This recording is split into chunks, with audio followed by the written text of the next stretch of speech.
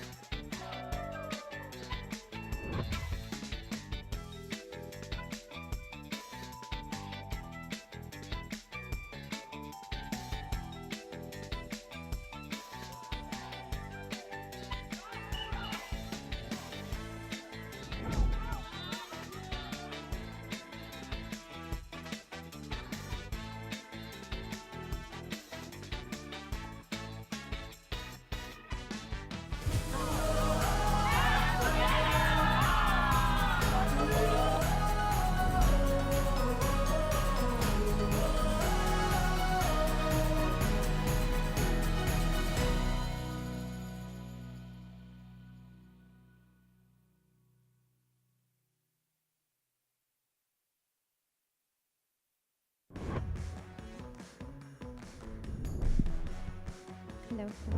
Hello. I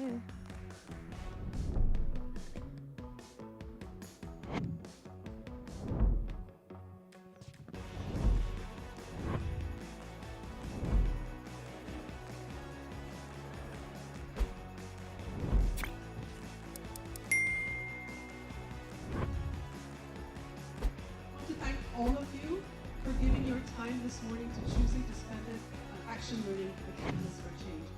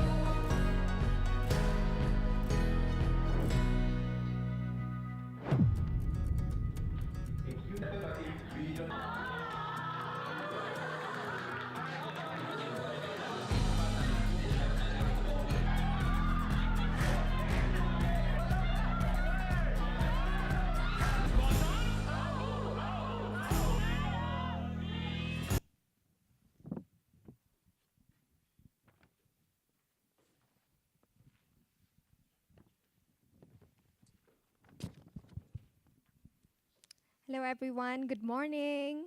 Thank you so much for taking time out of your schedule to join us here today on a Saturday morning for our ASB Open Day. Thank you so much.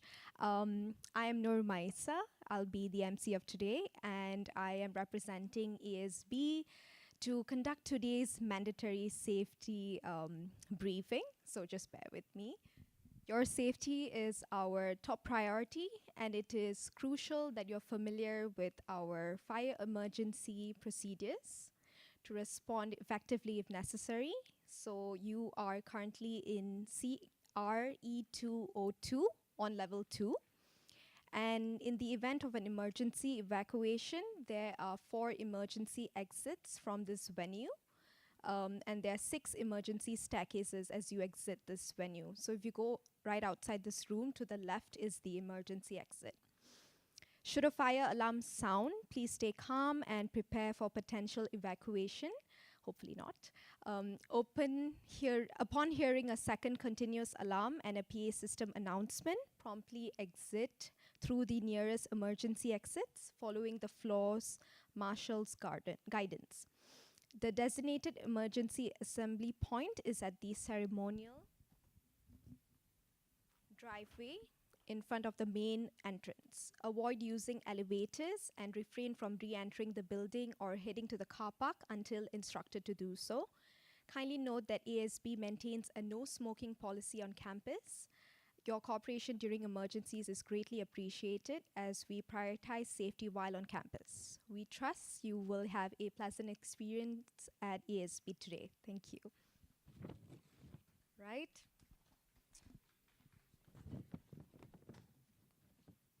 Okay. And for those on Zoom, you're not left out. We'll just be going through the housekeeping rules. Please, you're expected to maintain respect throughout the session, avoid the use of offensive language, spam, or any form of disruptive behavior. Failure to adhere to respectful conduct will result in 2 warnings. On the 3rd instance, you might be removed from the session. You're highly encouraged to turn on your camera, and this is an interactive session, so please feel free to pour in questions.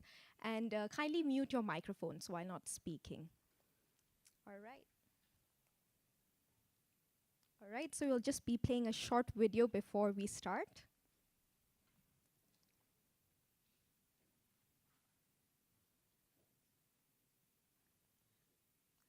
Welcome to Malaysia, a thriving confluence of all that is truly Asia, strategically located in the heart of Southeast Asia. From east to west, our shores are skimmed by the seas of South China, Celebes, Java, Straits of Malacca, Andaman, Pacific, and Indian Ocean, and drawn great maritime endeavors to our ancient ports, buffeted and steered by the constancy of monsoons and trade winds. Today, we are a dazzling blend of many cultures and a melting pot of diversity. Our nation embodies the spirit of intrepid explorers, entrepreneurs, and those willing to start out and dream big and build new enterprises and businesses.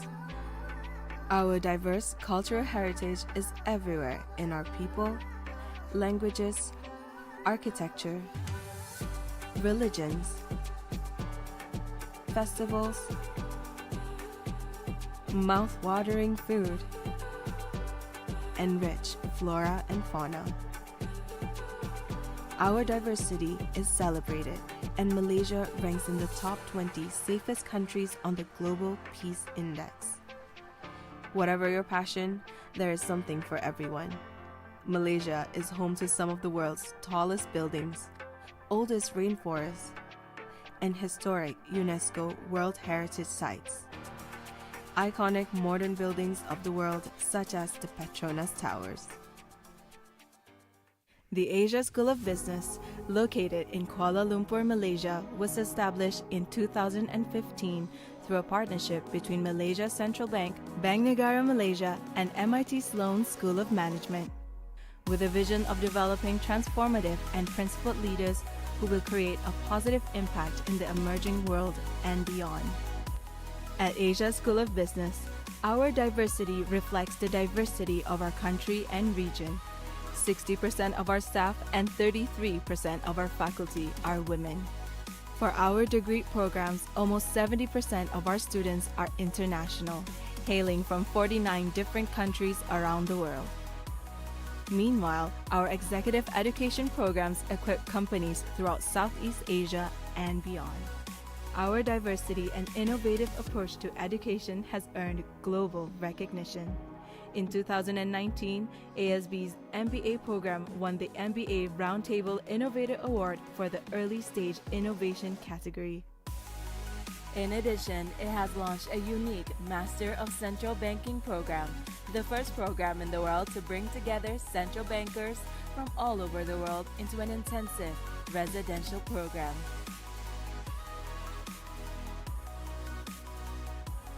We are only just getting started. We celebrate diversity, freedom, and innovation, and we invite you to come and visit us on campus to experience our unique, immersive approach to learning.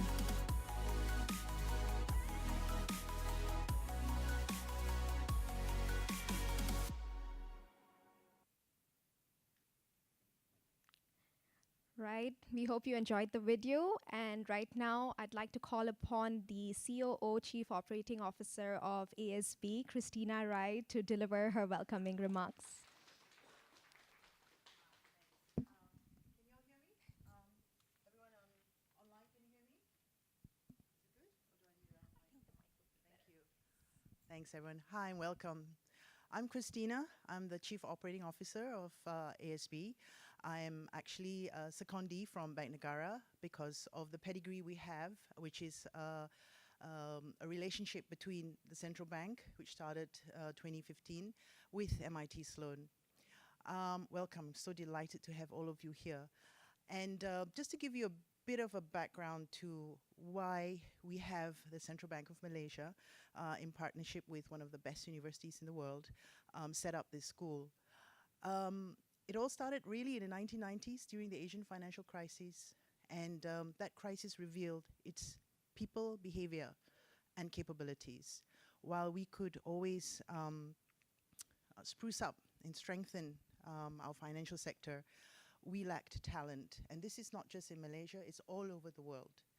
So we embarked on making sure that while we have ambitions for Malaysia, we needed to also ensure that the talent was there.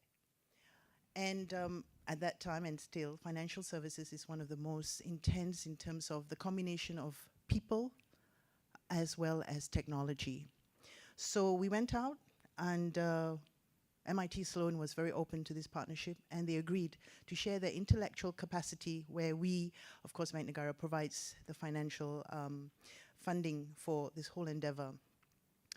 And what you have here is one of the best, we bring in the best learning pedagogies from around the world through MIT, and we have a great range of faculty, our own homegrown international faculty. Basically, it gives, you don't have to leave Malaysia.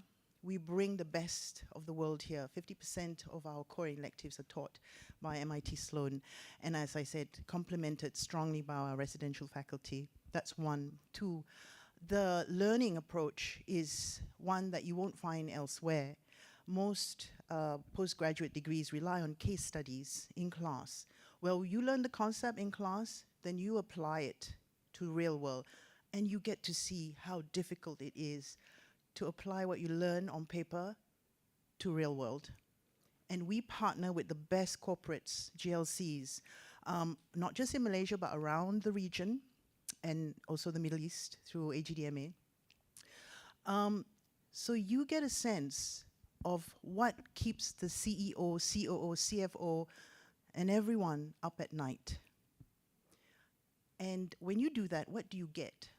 You get confidence. You learn in a safer environment. Imagine if you had to apply all these wonderful new concepts you learn in the real world without being able to test it, to have a sounding board, to also be mentored and coached by faculty as well as business people who understand.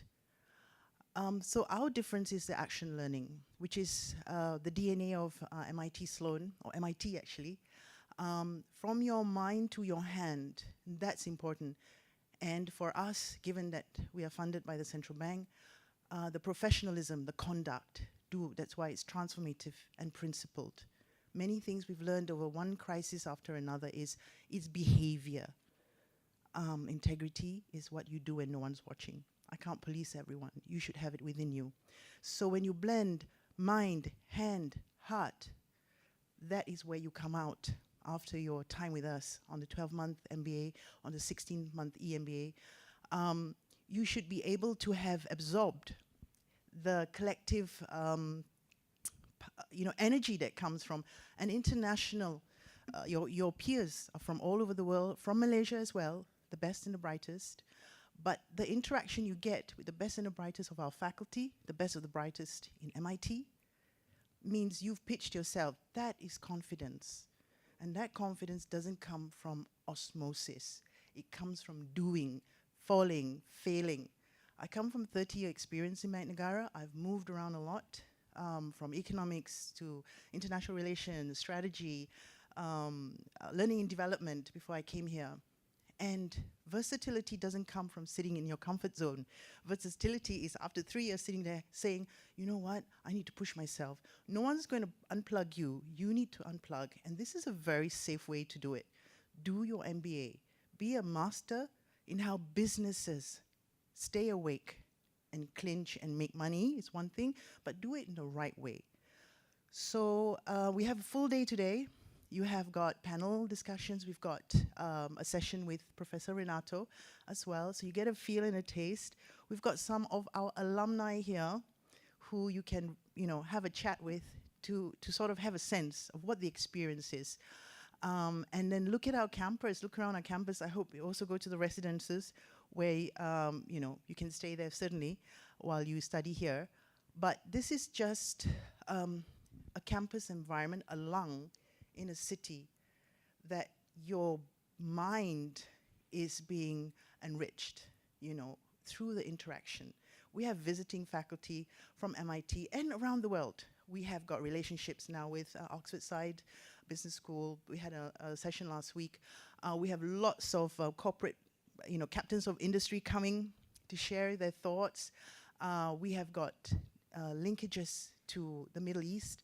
So it's having that collision that gives pollination to, your mind. And confidence comes from nudges, right? So, and I can't tell you to be brave, but I can encourage you. That's why I love the word encourage. The root word is courage, right?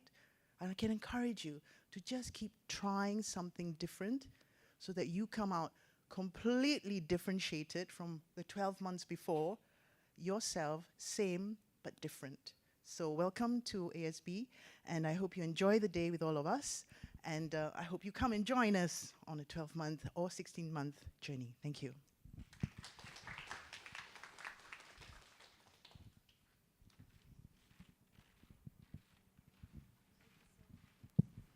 Thank you so much, Christina, for that inspiring speech. My takeaway from that is that versatility doesn't come from being in your comfort zone. So Christina mentioned for all of you to go around the campus, but for those of you online, unfortunately, you're not here with us, but don't worry, we've got your back. So here's a short video from us.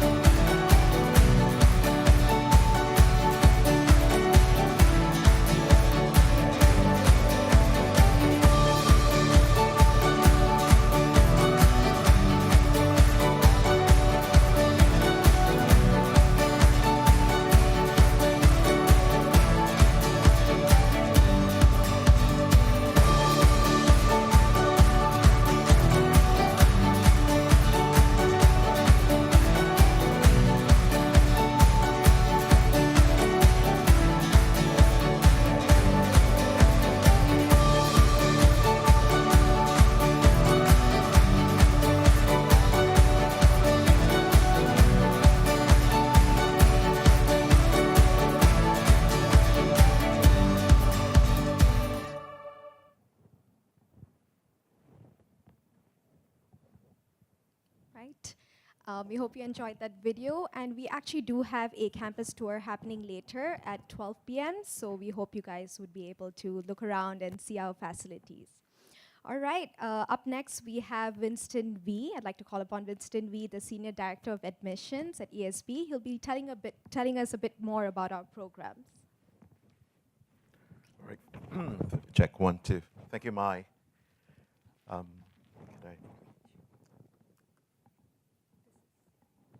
Just checking if this works. Wonderful. Thank you all for coming here in the room bright and early on a Saturday morning. I know you definitely have other things that you would love to get to, but you find it important to be in this room with us. For that, I thank you. And for those of you who join us on Zoom, I've taken a quick look. Some of you are joining us. It's probably, 4 a.m., 5 a.m. where you are. Thank you again for joining us so early in the morning. So welcome, everyone. And just now you heard from Christina about the founding story of the school. And you heard, through the generous support of Bank Negara, we want to nurture the best talents. Right? Why do we want to do that? Now, as we all know, if you read the news, we are in a terrible place, right? There's so many wicked problems happening around the world. And we need leaders who are principled. We need leaders who are transformative. We need leaders who are willing to come forward and say, okay, I'm an ordinary person, equip me so that I become future ready, so that I become tech enabled, so that I can go on to become extraordinary and help do my part to solve these wicked problems that the world is facing. That's the kind of leaders they were trying to make out of you, right? We will look for you who are ordinary but willing, and we, through our efforts and resources, will equip you to become extraordinary, transformative, and principled. Now, why Malaysia? Just now you've seen the video, but on top of that, people always talk about Asia because the few parts of the world is still growing. Asia is growing, Africa is growing, but within Asia, the fastest growing part is actually Southeast Asia. And here at ASB, we're the gateway into Asia. If you are not here in Asia, you want to get to know the Asia, there is no other place better than Malaysia. There's no other place better than ASB to get to know the region and use it as a launch pad into the region. Now I'll talk about our MBA programs. Now our curriculum mirrors very closely to that of that being offered at the Sloan MBA program, with the exception that the Sloan MBA program is a 2-year program. We have taken out a lot of the vacation days and compressed it into a 1-year program. So it's highly accelerated. Yet at the same time, it is not entirely, for want of a better word, the cloning of the program being offered. Because why run a Western-centric program here in Asia? No, what we're going to do is to bring the best of the West, right, and set it in the context of the East. We are bringing the curriculum, the theory, and the frameworks that our MIT professors will bring.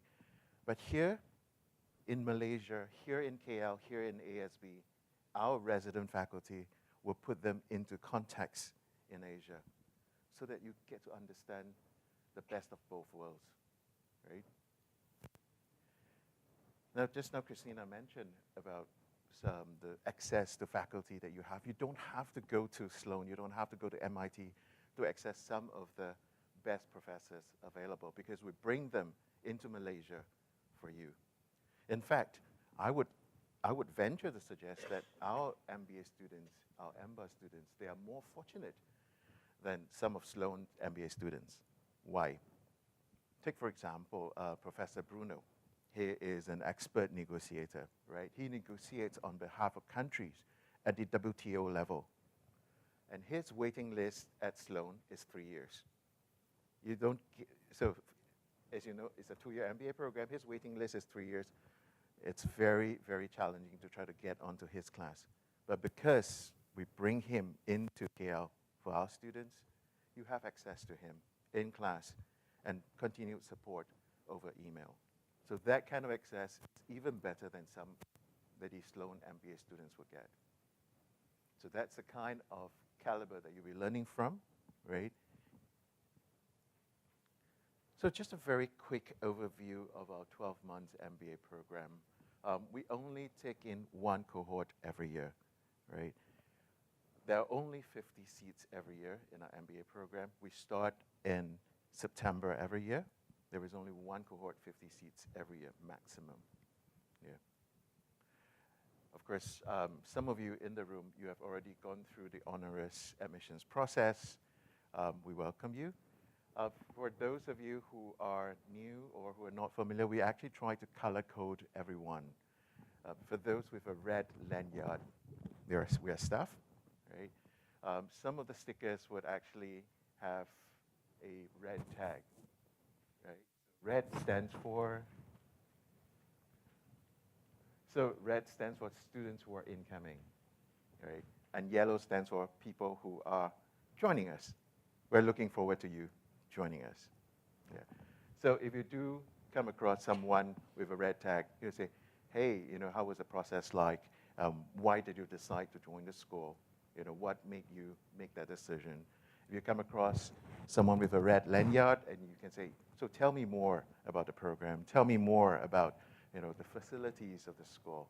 Yeah, we'll all be very happy to answer your questions. I would not go into too much details of the program because why hear from the salesman when you can hear it directly from the horse's mouth?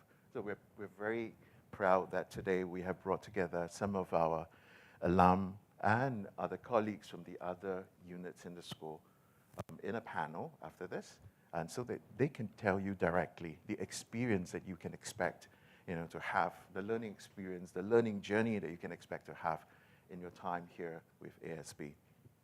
Now, I've talked about the MBA program. That's a 12-month full-time program. You're expected to be on campus full-time, right?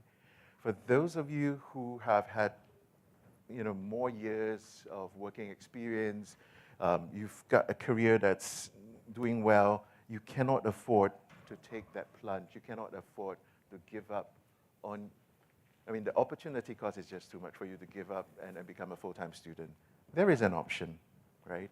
You can join the Executive MBA program. Now, the Executive MBA program starts in January every year. It's a 16-month journey, slightly longer, but just as intensive because you will have to balance full-time work as well as full-time studies, right? So it's not for the faint-hearted. But that said, not without support, right? So later you can hear from the panel what kind of support that you can look forward to if you were to enroll in the Executive MBA program. There's a slight difference in the Executive MBA program in that you would actually be getting something more relevant to you, right? You'll be getting more business practicum. Of course, my colleagues from the Action Learning team would elaborate further on what we mean by business practicums. Yeah. So what is really unique to our DNA here is our Action Learning program. Just now, Christina mentioned about this actually is a philosophy that we adopted from MIT, right? The minds and the hand. What theoretical knowledge that you learn in the classroom is best reinforced by applying it out in the field. For the MBA students, your typical journey will look like you start with an industry track where you're still new and fresh, right? You go out there and hear what the business leaders talk about, what keeps them up at night, what kind of technology trends that they're paying attention to. And you hear from these business leaders, policymakers, think tank leaders on what is their measurement of success, what kind of skills and knowledge that you can aspire to acquire throughout your program. And then you go on to do the business practicum. A business practicum is actually, I would say, very unique here at ASB because I've been at a few business schools and I've talked to colleagues and I've not seen it being offered anywhere else, right? Whereby the entire class, right? The entire class will embed yourself into a client company. You would observe what goes on in the day in the respective departments, and in the evening, that's where you come back together, you start sharing notes about what you've seen happening, where are the gaps, and together with your professors and the business coach, you actually start piecing together a report for the management of the company at the end of the week. And so these are the gaps that we identify. These are these are things that a company is doing well, but these are the areas that a company can improve on to make their operation more efficient, to take it to the next level. And often, these suggestions actually get implemented, right? So in most other business schools in the world, you will be learning through reading cases and debating in class the theoretical aspect of a case. Cases that are written, I don't know, 30, 40 years ago. Some of these cases are hardly relevant anymore. But in the business practicum, through the action learning program with ASB MBA program and the executive MBA program, you will be living through a case. You will be there in the front line, observing what goes on. In fact, I would say you have a hand to play in writing a case because your suggestions will make actual impact and steer the direction of the company. Of course, the highlight of the program, the MIT immersion. You would go to MIT for 3 weeks, whereby you'll be attending classes on campus in Boston for 2 weeks. And then in the third week, that's where you would actually go and visit the innovative ecosystem in the greater Boston area. Right? So this is a great opportunity for you to learn, to interact with the Sloan students and the MIT students at large. But not just that, but the innovative community, right? The ecosystem out there in Boston. And for those of you who are interested to launch something, to try to launch something or to validate your startup ideas, we actually have an on-campus incubator, right?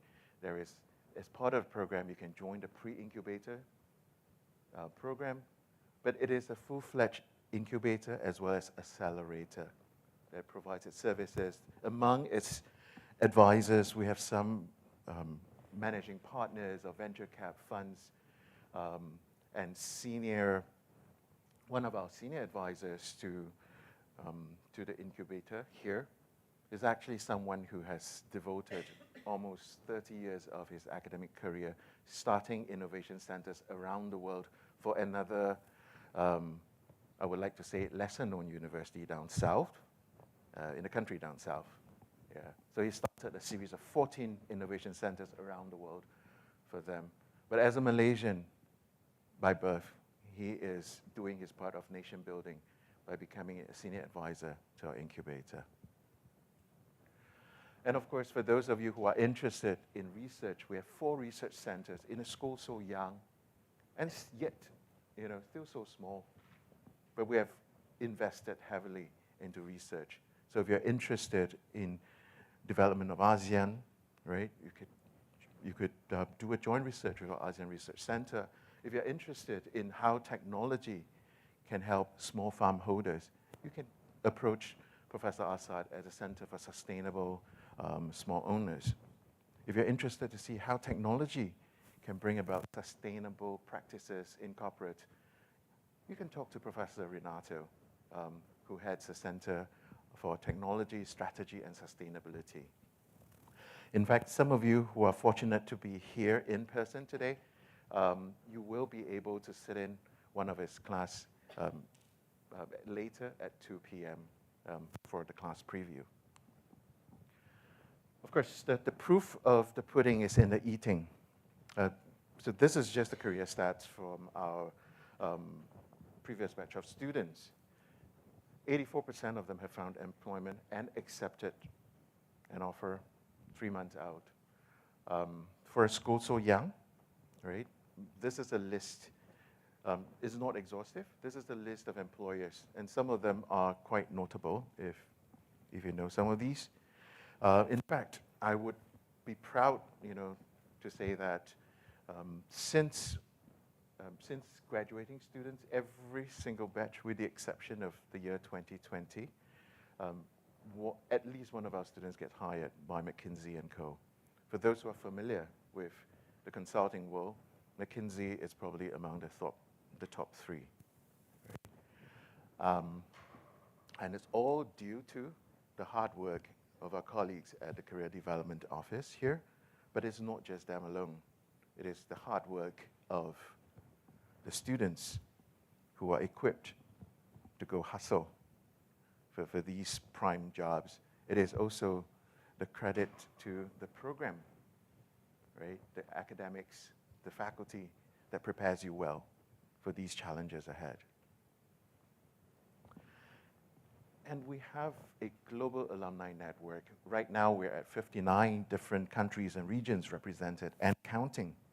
Right? In every cohort, on average, it's 60 to 70% international. So as Christina mentioned, when you join the program, you don't just learn from the best here in Malaysia, but you learn from some of the best practices around the world.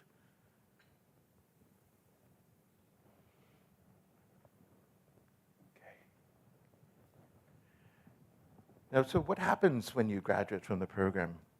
Not only do you become an alum of ASB, you also are inducted as affiliate alum of Sloan, which means that you actually get your winston@sloan.mit.edu email address that you can use for life, right? For some, this is definitely way better than at winston@gmail.com or hotmail.com. Just a very subtle bragging right that you can have that. But it's not just an email address, of course. You get inducted as affiliate alum, which means you get invited to these alumni events as well. So we are looking at two networks that you can tap into, the ASB Alumni Network as well as the Sloan Alumni Network. Yeah. And for those of you who want to go on and explore additional education opportunity, because I can tell you, after 12 months of studies in the full-time MBA program or 16 months in an executive MBA program, after the program, when you're in the program, you feel like, are we there yet? Is it done?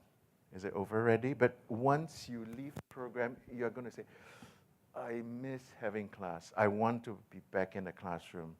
So there are additional learning opportunities available, right? One of which, of course, is to a very special program called the Master of Science in Management Studies with Sloan.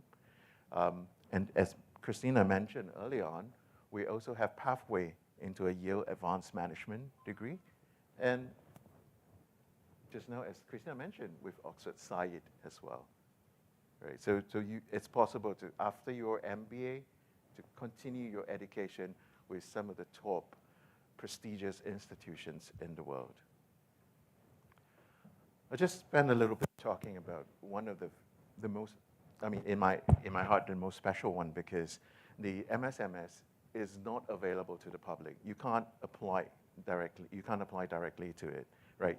Sloan only accept application from graduates from the 10 partner schools. We're talking about graduates from INSEAD, from Tsinghua, from Imperial College, Business School, I should say Paris, just to name a few. And of course, graduates from ASB. And this is a 9-month all-elective program. You can pick any elective across the whole of Sloan, and not just Sloan, but across the whole of MIT, and not just MIT, across Harvard as well, because of the exchange agreement between the two universities. So in one program, you actually have the opportunity to take classes from 2 top universities in the US. And if you were to take 1/3 of your program in electives that's related to data analytics, then it qualifies as a STEM degree, which means it opens up the possibility of a 3-year work right through the OPT scheme in the US. For those of you who are aspiring for a career in the US, this is actually a wonderful pathway, because the situation with the H-1B is tightening. If we're looking at a return of a Trump presidency, situation will only get worse where immigration is concerned. But the OPT was the one scheme that President Trump, during his previous term, wasn't able to shut down. Right, elephant in the room. How much is it? Right. For the full-time MBA program, it's 150,000 ringgit. In today's US dollars term, it's about anything between 33 to 35,000 US. This is payable over 3 installments. So before each semester, the first tranche of your installment is due. And for the executive MBA program is 180,000 ringgit. And so that, again, it's close to about 40,000, 38 to 40,000 US dollars, payable over 4 tranches. Yeah. And for those who are not living here in KL, rent, it's in the region of 1,000 to 2,005 ringgit, depending on your choice, or your lifestyle choices, of course. If you choose to live on campus, a single bed studio, it's 1,300 for campus housing, and that includes broadband Wi-Fi as well as utilities. Yeah, so you just pay one fee, you don't have to worry about anything else. All right, I guess enough of the salesman. We're going to open up to questions. I'm not going to be taking the questions because the best people to answer these questions would actually be the panel that we'd like to invite. So to facilitate the panel, I'd like to invite my colleague, Jules, or as we lovingly call her, Jelena Roth, the director of our EMBA program and student services. Jules will facilitate the panel that's made up of Rebecca, Melise, Akram, our alum, as well as Carolina. So let me invite you to take a seat. Thank you, Winston.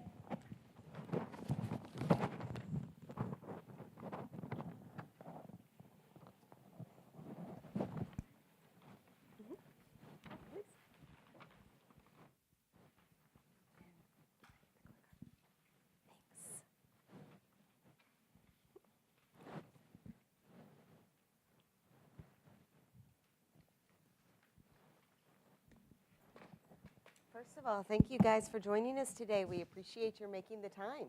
And thank you to the panelists as well.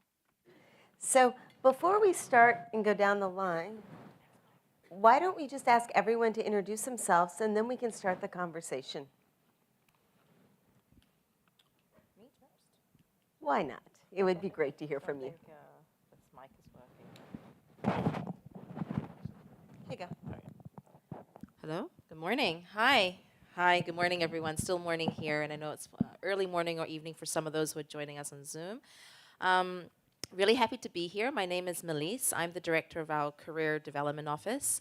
I won't go into too much detail because there'll be an opportunity for me to share a little bit more in detail. But of course, after the session in the classroom today, I'll be around for a bit, so feel free to catch me and ask me any burning questions that you may have that otherwise wasn't answered in today's session. Thank you.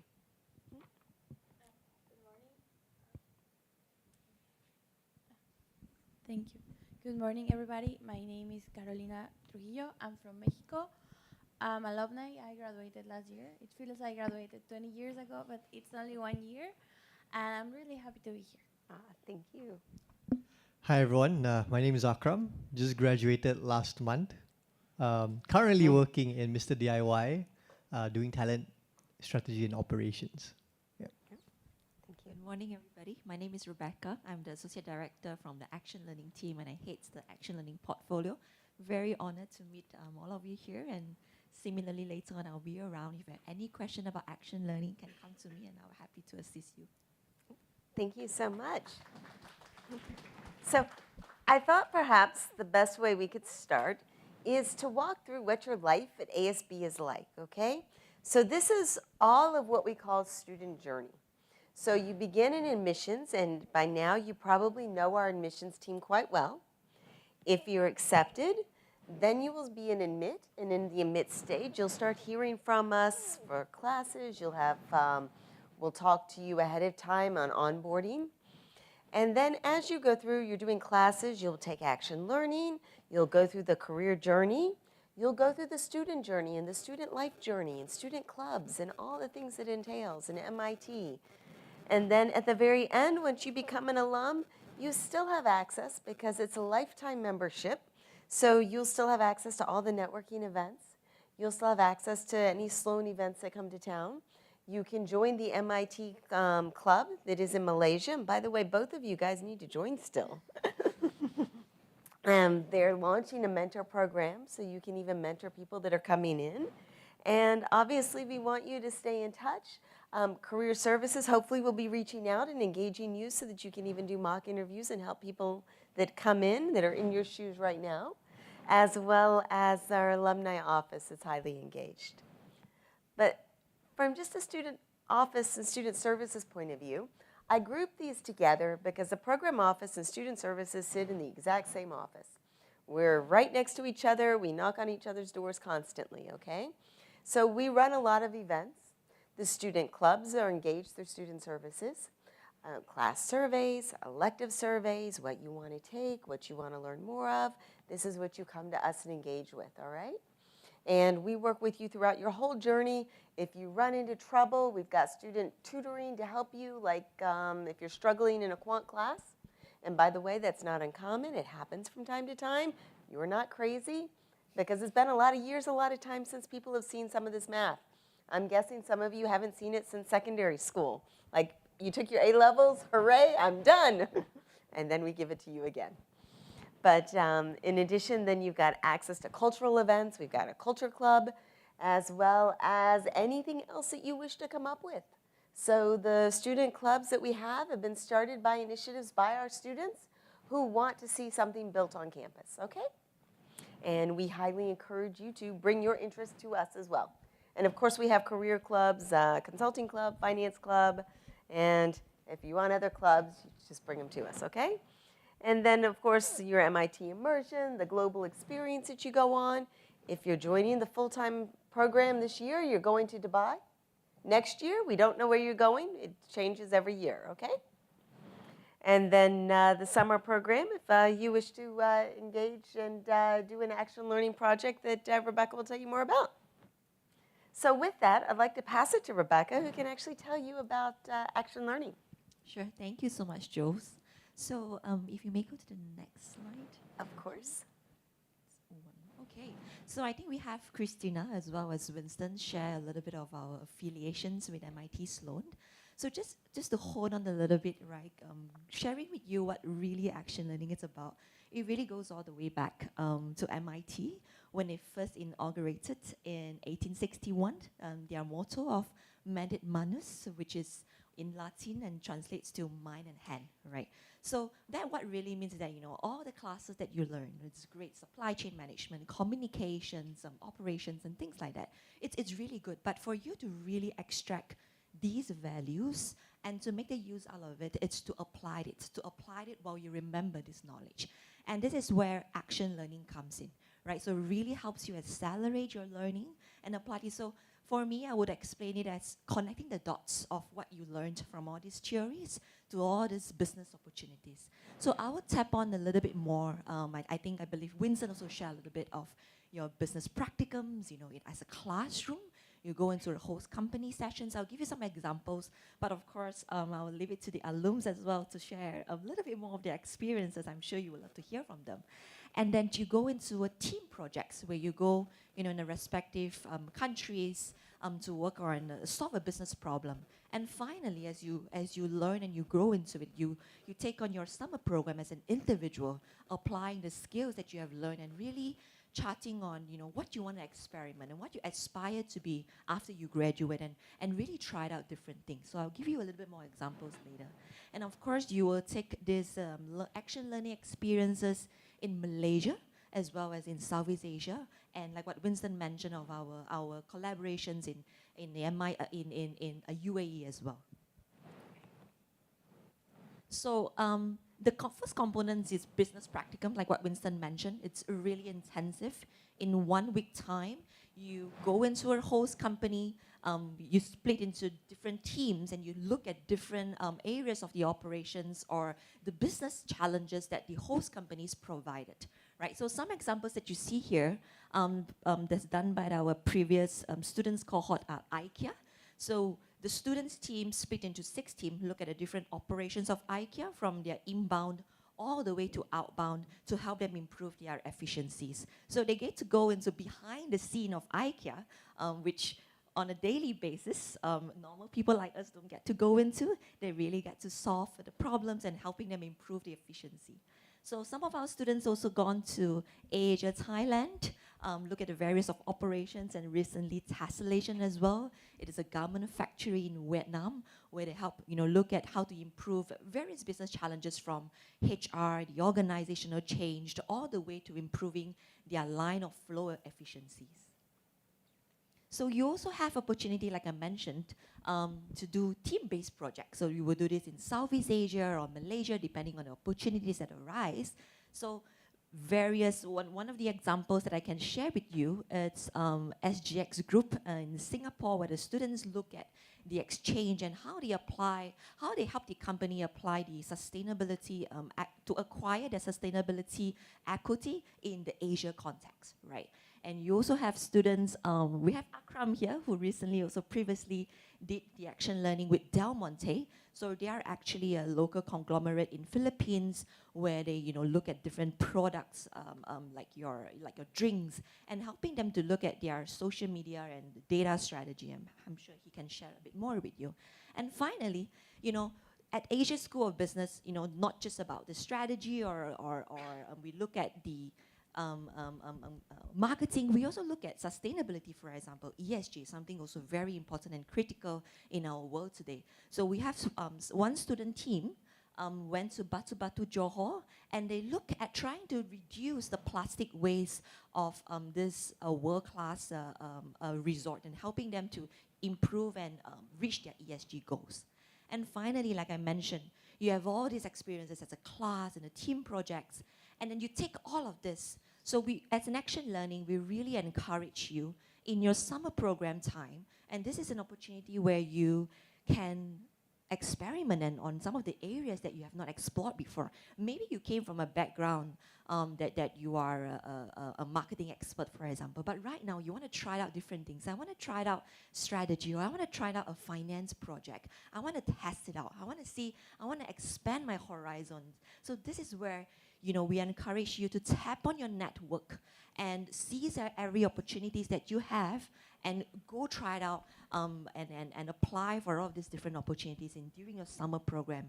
And you do this during a period of 6 to 8 weeks, for example. So all of these experiences, you will have a support system. I can share a little bit more later as well. And and we have some students who bailed previously from the full-time 23 from the Philippines, who did their project with Mayumi. You may not have heard of Mayumi, but their customers are, you may have heard of Chanel. They actually helped them with the production and packaging for Chanel.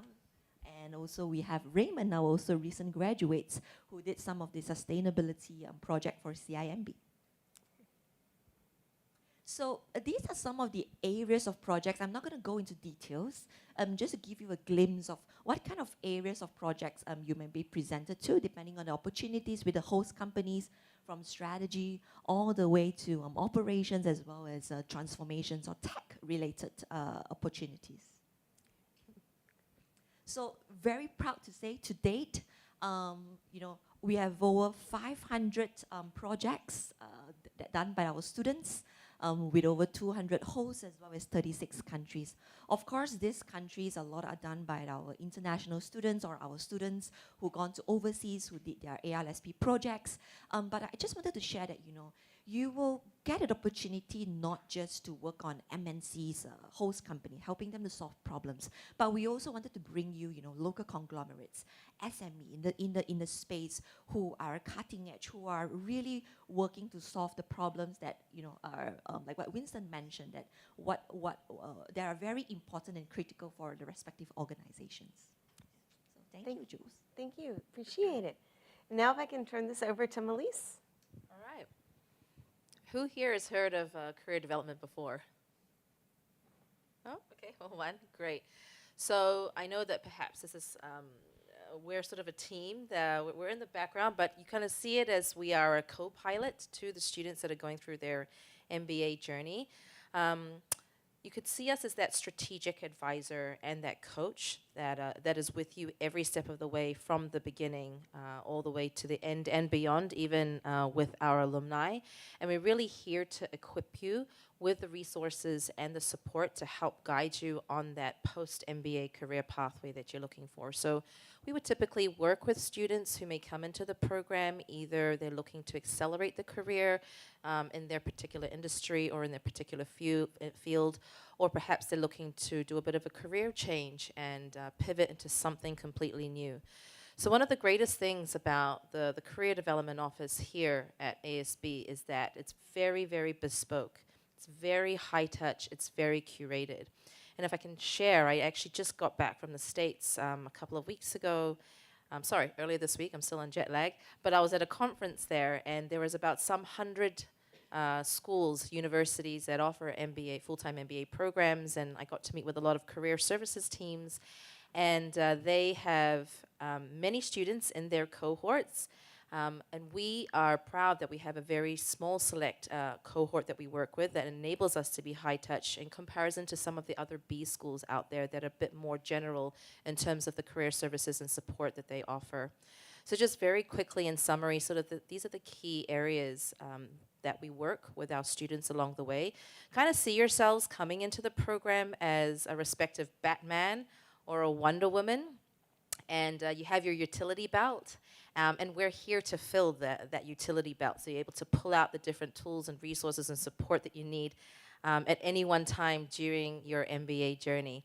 So the first thing that we offer for our students along the entire pathway is career coaching and guidance. That's done in-house by myself and my team here on campus. You can jump into our office, book a time, jump into our office, and we can have that one-to-one advisory session.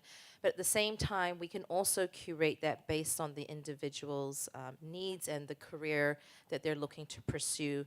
So we do have a network of coaches all the way from globally, all the way from North America to based in Europe and also here in Asia and Malaysia.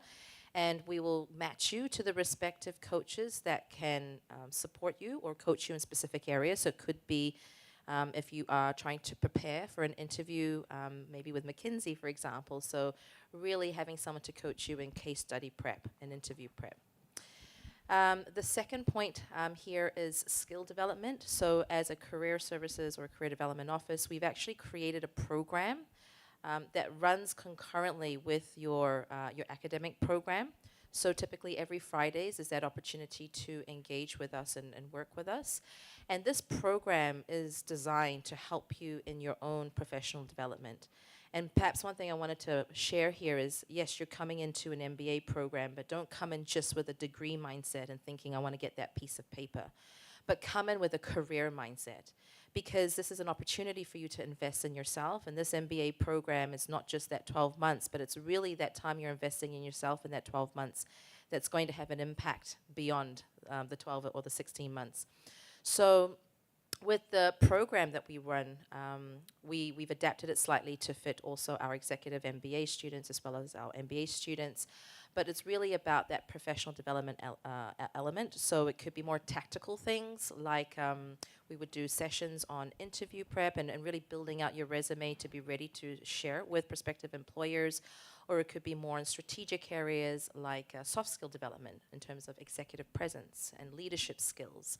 EQ skills, so on and so forth. We can also share a lot in terms of skills required for salary negotiations, or even learning a little bit more about market insights and employment trends, not just here in Malaysia, but in regions, or maybe there's a specific location or a market that you'd like to get into. For example, maybe you'd like to go into, I think we were mentioning about Dubai or the Middle East. We can look into what are the market trends there when it comes to employment opportunities. The third point here is networking opportunities. So as a CDO office, we do have an extensive network that we work with different touch points in the school in terms of the employers or organizations that we have relationships with in Malaysia and in the region. So where we see there are opportunities to invite students and bring students to meet with some of these prospective employers, or really just to build your network and learn from. I think networking is such a valuable component of your MBA journey and beyond. And so we will try to conduct and organize these sessions, whether they are very small, intimate sessions. It could be a small group with perhaps a CEO of an SME or an MNC here, and you really have that opportunity to pick their brain and learn from them about growth opportunities and about their industry. Or it could be a larger event that ASB may be hosting and we'd be inviting you into as well. At the same time, we've got an extensive, amazing alumni network, and they are an amazing resource to tap into and learn from, because they can empathize on the exact same MBA journey that you will be or maybe go embarking on. And everyone has such different experiences and pathways. There's no sort of one size fits all pathway. So the more alumni that you speak with and connect with and learn from, the better equipped you are on the realities of really how life is going to be like post your MBA and EMBA. Point number 4, so support in navigating your employment opportunities. So a really big component at the end of your MBA journey is, of course, you would like to find a job, right, after the program, or even in the midst of completing your program. So we've had many of our students recently and in the past who have secured employment opportunities even before their official graduation date. And so coming in, 12 months is, it sounds long, but really, once you get stuck into it, that time is going to go by so fast. So it's always having in top of mind, how are you going to navigate, what kind of employment pathway that you want to go down, and of course, ideally wanting to secure the dream job or the dream career that you're really working towards, and why you did the MBA to invest in yourself. And that's where the CDO office and the team will be here to support you through that. So I do want to, as a caveat, be very clear that we are not a placement agency, we're not a recruitment agency or anything like that. We're really here to support you in terms of guiding you or advising you in terms of the career pathway that you're trying to discover, or perhaps certain organizations that you would like to be connected to. And if we have those relationships in place, we'd be more than happy to make those introductions and those connections and prep you for those opportunities to have that coffee chat with that CEO of company X. So I couldn't see my notes actually. So, so a couple of more practical areas in how we actually do that is we may organize what we call Talent Connect sessions.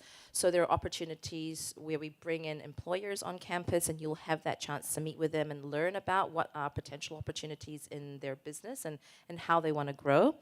At the same time, we may go directly to their office. So we've organized sessions where groups of students who may be particularly interested in, say, consulting, or particularly interested in fintech, we will go down to their office, and you'll get an opportunity to meet with some of their leaders and learn about the business, and even do an office tour in some cases as well. At the same time, through our employer network, a lot of times they do actually feed us open jobs or open roles and opportunities. And so we do have a platform where we upload all these open opportunities. And so our students are able to jump on at any time during the program and check on if there are roles that are suiting what you're looking for, and you can apply directly to the employer. And of course, the CDO team here will be able to support you through preparing for that process. And last but not least is access to career resources. So if we go to the next page, and I was talking about that utility belt just now. So there are a whole array of different types of resources that you will have access to. And this is really at any one point in your entire 12 months, they're available for you, whether it's at the very beginning of the program or of that journey that you're embarking, and really trying to identify and having that clarity, what is that purpose, or what is this ikigai, right? What is it that you are wanting to go down in terms of this next season in your career? So we have tools that's helping you to identify perhaps where your strengths or areas of development may lie, that might help to clarify a little bit more where you want to go down. The art of networking, or the art of building out your employment funnel in terms of searching, making connections, trying to work towards potential interviews, and of course potential offers. So we have a lot of different tools there that are available for you to access. Of course, our coaches, as I was sharing before, that's a really integral part to the experience that you're going to have working with us, and also preparing you. And all the workshops that I mentioned as well before, so things like salary negotiations. We'd run workshops and sessions, but of course there are that one-to-one opportunities where you can engage with us and we can support you in a very curated and bespoke way. We have office hours, so we kind of named it this year Minum with Malise. So those that are not from Malaysia, Minum means drinks. So just sort of come and have a coffee or a hot chocolate or a tea with me, and we can have more of that bespoke one-to-one session as well. So, everything from case study prep to resume preparation. You'll also have your LinkedIn premium account sponsored by ASB as well during that year you are our student. So really just equipping you with access to all the tools and resources that's going to prepare you for life post-graduation. I think that's it from my side. Okay, thank you. So our alums have been quiet for a while, so I want to start by asking you guys a couple questions. And the idea here is that we want to ask a few questions, but really we want you to drive the questions, okay? So I'll ask a couple, but I believe, is there Slido? Okay, so send any questions you have through Slido, or raise your hand and ask directly. It's all good. And we'd like to make this engaging with you guys too.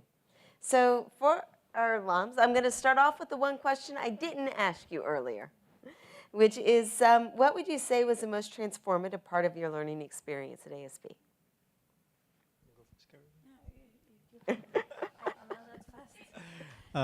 Sorry, so the question is, what's the most transformative part? Yeah, the part of your learning experience. Or what did you find the most beneficial?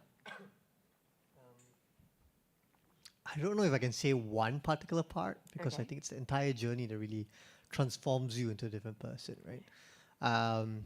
Because coming to an MBA, you have to know your reason why. For me, I was doing learning and development. I was getting bored of the tediousness or how repetitive it became. And I wanted to expand and understand business more, because I always believed that HR and business should kind of like always be intertwined. And so doing that MBA gave me the knowledge to understand business on a deeper level. And with that came confidence, right? Confidence that, now I understand things that I didn't used to understand. And that was really what transformed me, aside from, of course, the experience, being able to actually execute through action learning projects, creating networks, right? And the support as well with your classmates. we're quite clingy. We just had dinner last night as well, even though we all have graduated. But it's all of those parts that come together that really transforms you, because at the end, and to the point where at the end of your graduation, you look back, you realize you're a totally different person from when you first came. And actually, I would say confidence is the one word that I hear often from our alums as well.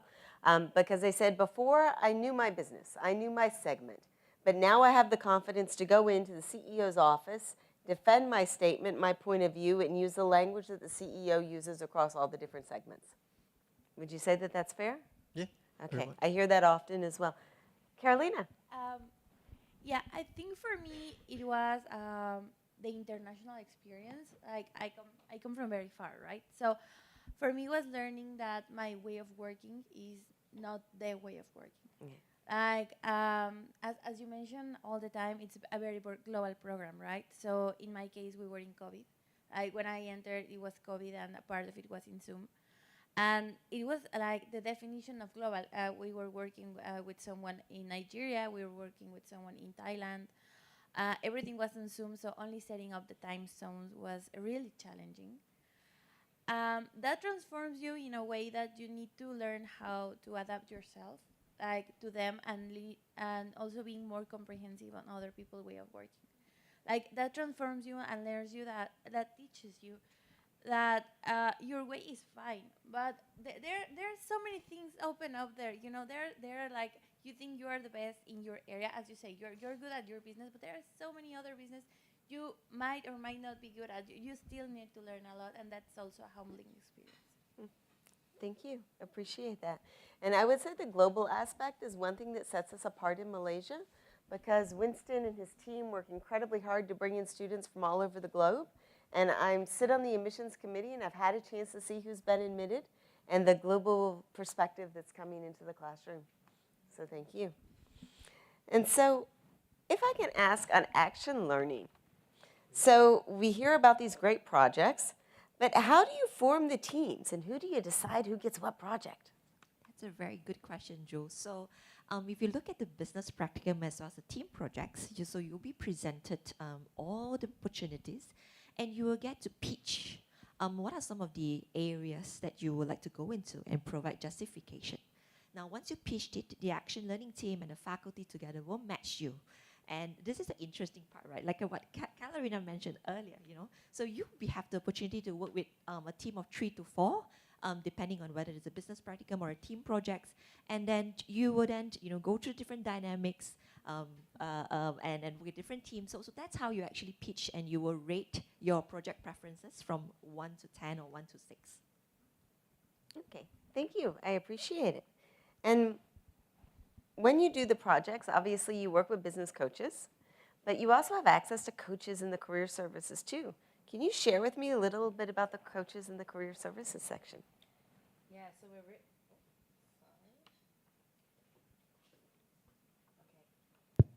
So we're really lucky that we have access to some of the best in the world. And here at ASB in the CDO office, we definitely do curate and select the coaches that we bring into the network. So not just anyone, but it actually, we have a selection criteria on the type of coach that we want to bring on board, because we want to bring the best for our students. So as I mentioned before, they hail from all parts of the world.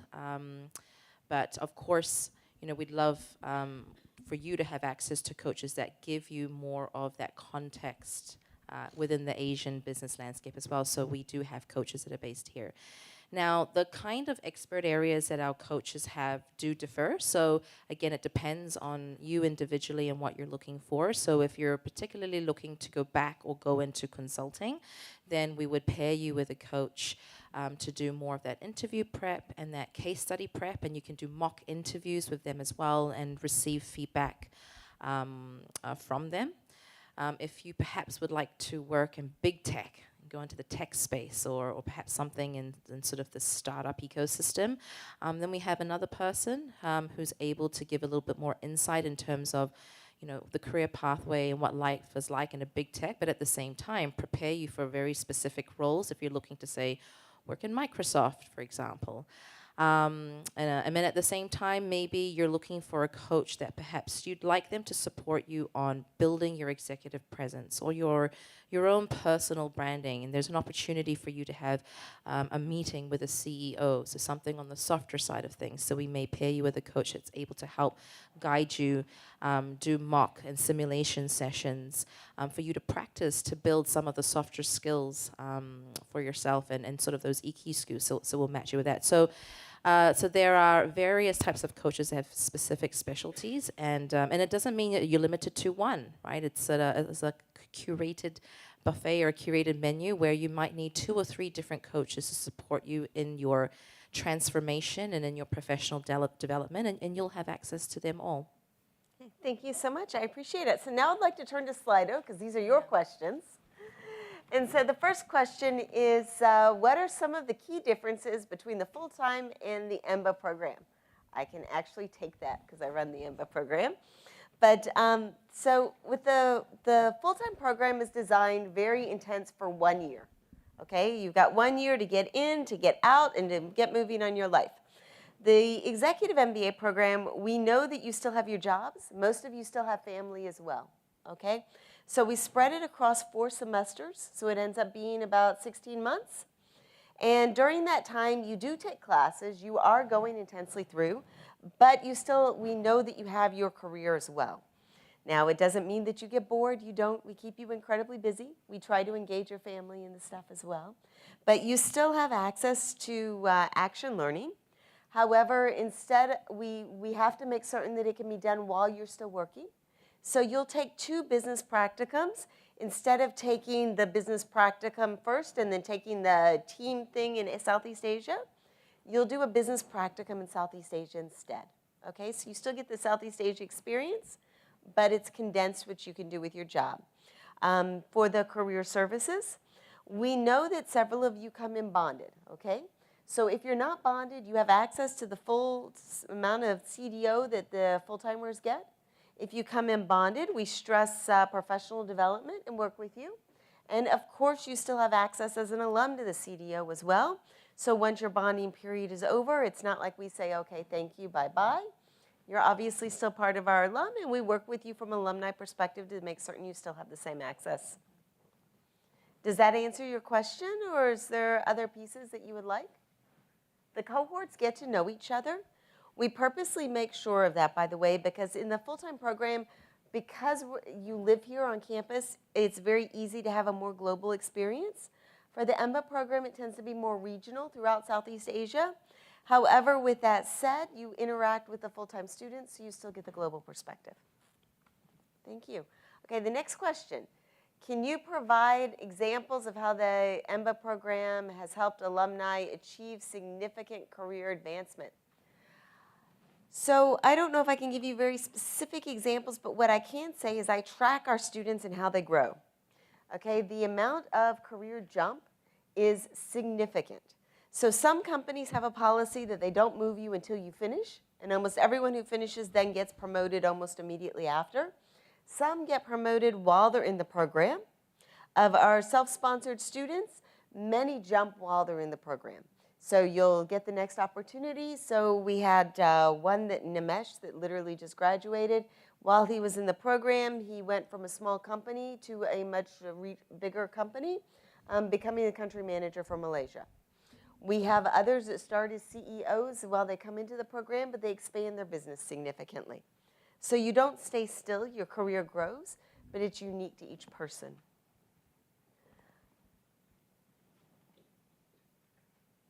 Let's see, what type of financial aid do you offer for students? Winston, can I call on you?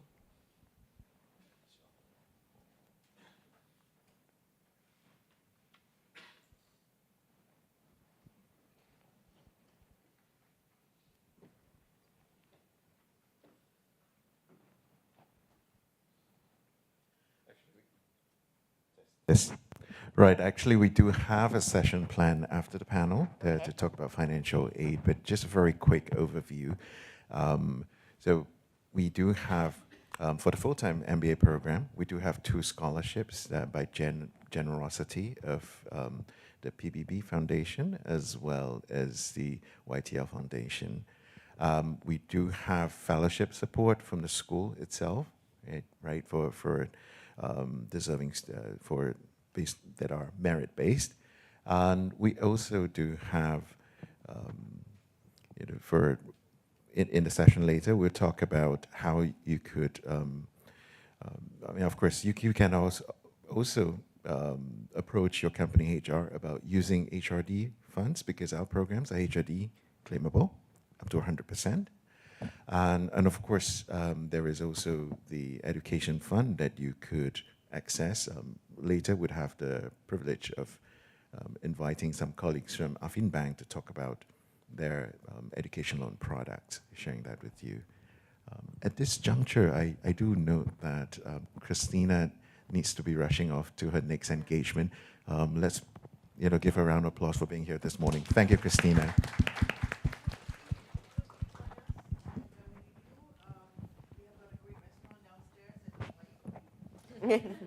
Thank you. Thank you so much. And thank you, Winston. Okay. See, what is the most memorable part of your learning journey? I'm going to pass this to our 2 alums.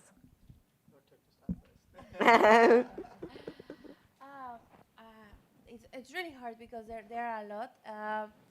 I think I mentioned in the morning, like one of my most memorable parts was when we did the team building. Part of the journey, part of the MBA journey is going to where? You go to Paradise Valley. Paradise Valley to make a team building. So what naturally happens is that you go with people that are your similars, right? The Mexicans or the Latin Americans go with them, the Chinese with the Chinese, and whatever. You always look at people that look like you. So in the team building, you are randomly chosen and randomly put in another team with people that you naturally don't talk to, especially the executive MBA, right? But because sometimes they are in another classes because of their schedule. So in the team building, is not about showing off about your company or your previous challenges. It's who you are as a person. That for me at least is very important. It's not only that guy who works at McKinsey. It's that guy that has a wife, 3 children, and is actually a great cook. So in in the team building, we had to do several challenges, like you are thrown to the lake, and you actually meet in a really nice environment. So that for me is the most valuable learning experience. Thank you. Akram. For me, it's definitely the many travels that we have done. MIT would definitely be a biggest one.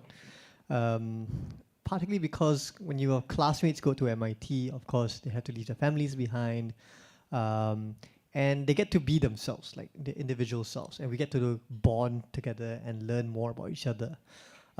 Explore the country as well. We did a lot of stuff. We went to watch a baseball game, went sailing, dance in the middle of Boston as well.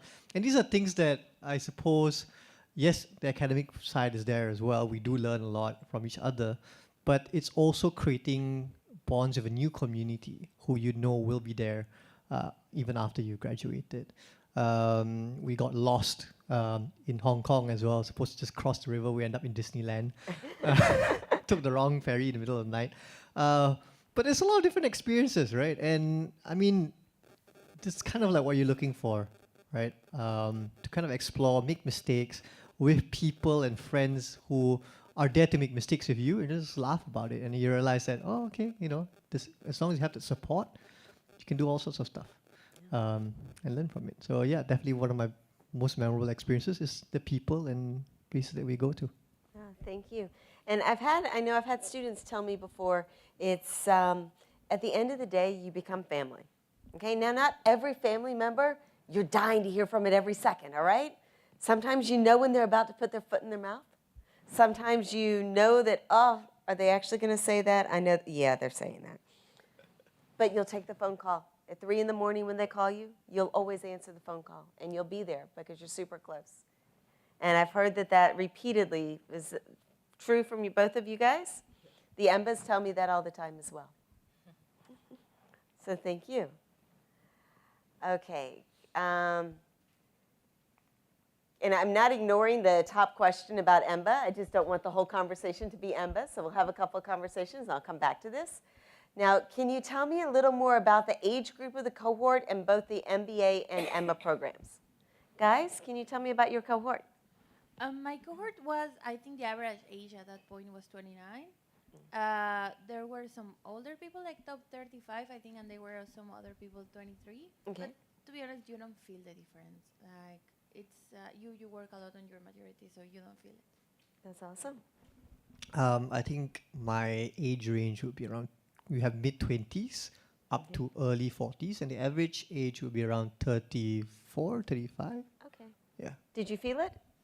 Yes, Okay. through the conversations, which is also very interesting because the older ones have a very different perspective of things as well based on their background and where they came from, right? And the younger ones are more idealistic and have a different point of view, but a more curious point of view as well.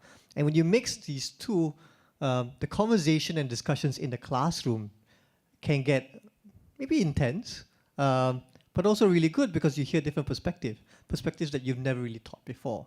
I think that's one of the things that really help. And the bond also helps because then you can challenge more. When a person has a different idea or perspective compared to you, you don't take it personally because you've already built that relationship with the person, right? So it becomes more intellectual and more, I think, just understanding there are different perspectives out there. And you won't be able to get that on your own aside from listening from other people. Yeah. Oh, that's awesome. Thank you. And for the executive MBA program, you need 8 years work experience to enter, but then there isn't a cap at the high end, okay? So we've had, in Malaysia so far, when I've worked with executive MBAs, we get several that have just hit the 8-year mark. We have several that have been in their career 30 years, okay? Upwards. I think the oldest student I worked with was a medical doctor who was 72 years old. I haven't found that in Malaysia. I haven't had a person that's had the courage yet. I think in Malaysia so far, my oldest student's been around 55 to 60. okay? And usually when they come back, depending on where you're at in your career, you have very specific goals of what you want to achieve. So it's how you angle it and use it to achieve your goals. Okay. What are the memorable highlights of your MIT immersion? Yeah, I can go. So back here in Malaysia, I sail a lot. At MIT, they have a sailing pavilion where you can actually go till you can do a class, learn how to sail, and take the boat out for yourself. And I did that for all my classmates, including the Ember and the golden tickets. And it was fun because none of them have sailed before. And going back and forth, just taking them, and they have some appreciation buying me sandwiches so that I can eat on the boat as well. So that was fun, and I fell into the river too. So that's quite a memorable experience. It was really cold, spring, 20-something degrees. Very memorable experience. But really, when you're in MIT, there's just so many things for you to do. I did tango classes. I did bachata at night as well. I found there are very, very interesting clubs that you can join there at MIT. They have a LARP club, which stands for live action role playing. So they actually closed down an entire building and we played Nerf guns with the MIT students. Yeah, so they have a lot of interesting clubs there, which you can get involved, get to know some of them, and maybe it might be a network that you keep even until today, right? And so there's just too many things for me to really explain about the MIT immersion because it was just one of the most experiential parts of my life. And it's really about how you make it. If you're willing to look for it and get yourself involved, there's a lot of variety of things for you to do. Even have shooting there. So yeah, just go and explore. Thank you. Well, for me, to be really honest, I think that when I arrived, okay, so you have to picture yourself, right? You have to go to the visa process, you go to the embassy, it's literally, you feel like a student in a new experience again. So you arrive to Boston, you don't know anything, everything is new. You have, to search for your Grab and anything, you arrive. And then you go to the first day to the offices, you have to go for your ID to the MIT offices.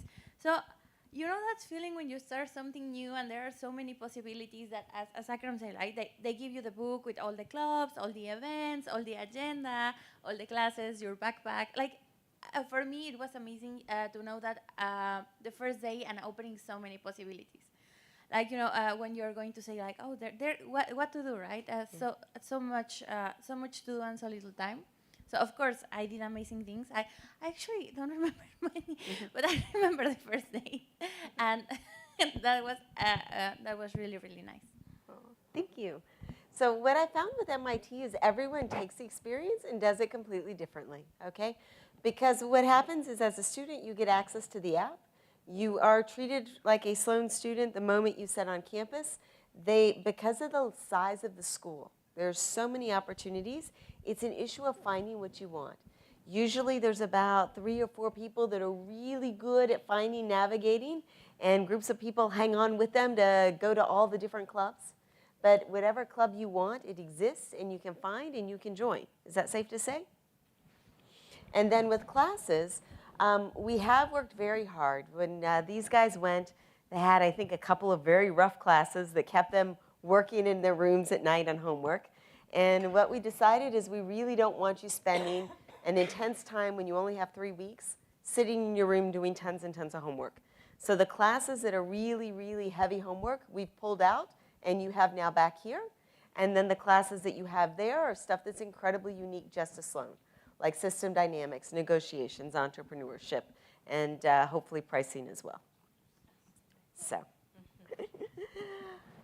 and let's see, how does the school support to balance our EMBA students to balance their work and academic demands? Okay, so this is actually, we work quite hard. We take surveys to find out how stressed you are. We work with the faculty. They are aware of the timings. We have review sessions before you go into the quant classes so that you're comfortable before you go in, and you still have access to the student tutoring as well. And obviously, we're here. You can come and answer questions anytime. How does your AL experience in CDO support help you with your job search after the MBA? Guys? Yeah. I'd say that quite a lot, actually. So AL experience, we just try to, how do I explain this? So it really depends on what you're looking for, right? The first one was a little bit, I didn't vote properly, so I got a completely different AL from what I wanted, but it helped me to really create go-to-market strategies and got in the area of finance, which I'm very, very not great in. In fact, it's kind of related to what's my biggest changes in me was that prior to the MBA, I'm actually afraid of math. I used to fail at math all the time. Kind of why I went to HR as well, because it's away from maths. But doing that AL allowed me to build that comfortability and confidence towards handling numbers. Then I moved on to do something more HR related, but it was HR analytics. So still got a few numbers inside, right? But because I built that confidence, I'm then able to deal with numbers. And I actually found a liking in data analytics, right? And then when I did Del Monte, it was full on analytics. Yeah, we had to figure out how do we identify who the high potential shoppers are and figure out how do we then market a new platform to them so they can join the Del Monte ecosystem. And we not only came up with a strategy, but we also executed it within 2 weeks and actually achieved the results too.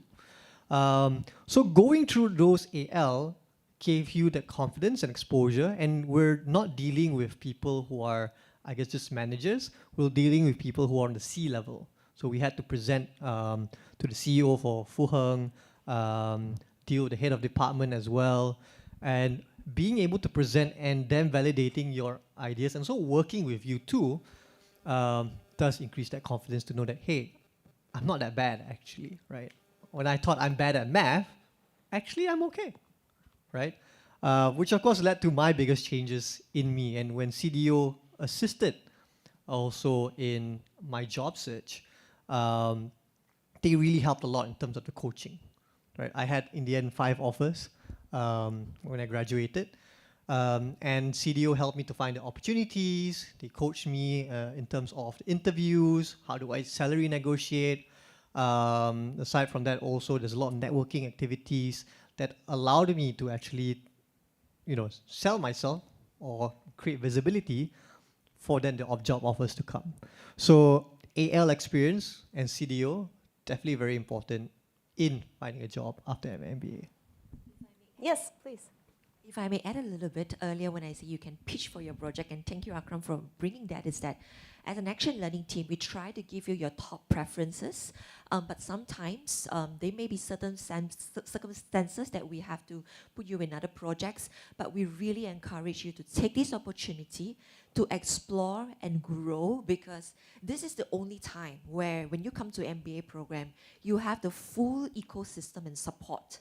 You have the action learning team, you have the faculty, you have the business coach, you have the CDO support as well. The entire ecosystem and safe space to help you and grow you. So even if you don't get your top choices, we really highly encourage you to grab this opportunity to explore a different area. And you may not have preferred it, or you may feel uncomfortable, not confident, but eventually, after your journey and when you reflect it, you will really appreciate it. Just wanted to highlight that. Yeah. Well, I have a very specific example in my case with the actual learning. Like I did one of my actual learnings with ADA. I have never been in the advertising industry. I have been in operations. And when I had a job interview, they asked me like, do you have any experience with advertising? And I was like, yeah, in ADA. Vittorio was my manager. Vittorio, we know him. We know ADA. What did you do there? It piqued their interest, and later on they told me that's why I got the job. So they were very interested to know that I already had, even if it was a small experience, but experience in the industry at all. Yeah. So I think it also opens it up to make you more valuable to the company. I can also add as well, I mean, such a big component, right? I think in terms of the question, with your job search after MBA, actually the job search can start when you start your MBA, so you don't have to wait till the tail end of your journey or after you've graduated. And how we want to design this moving forward for this new cohort is really about how we can start building your career opportunity pipeline as early as the beginning. I can share, or I'd like to share also another story with one of our alum who started their MBA journey at ASB wanting to look for a complete career pivot. So this person was a hardcore finance industry person, but wanting to get out of finance. And really the action learning projects was an opportunity to test that, I think similar to Akram as well. This person wanted to be a product manager, so it's very different to her previous experience. And so she did have that opportunity to experience being a product manager during her action learning project. And I think it was really a validation in terms of the decision that she made or that she was planning to make post-MBA. And she found herself going to a product manager role post-MBA. Now she's a VP of partnerships in a company in Canada, actually, in Toronto. But what I wanted to highlight here is really action learning in the CDO team. We work hand in hand from the get-go. So it's really designing your career pathway even during the program as well. So there could be instances where you may select a project, and that might even convert into a full-time opportunity. So we've had students who have gone through certain action learning projects. They've had the opportunity to work and build those relationships with those employers. Those employers have seen value in the work that they've brought, even though it may or may not be from an industry that they're from before joining ASB.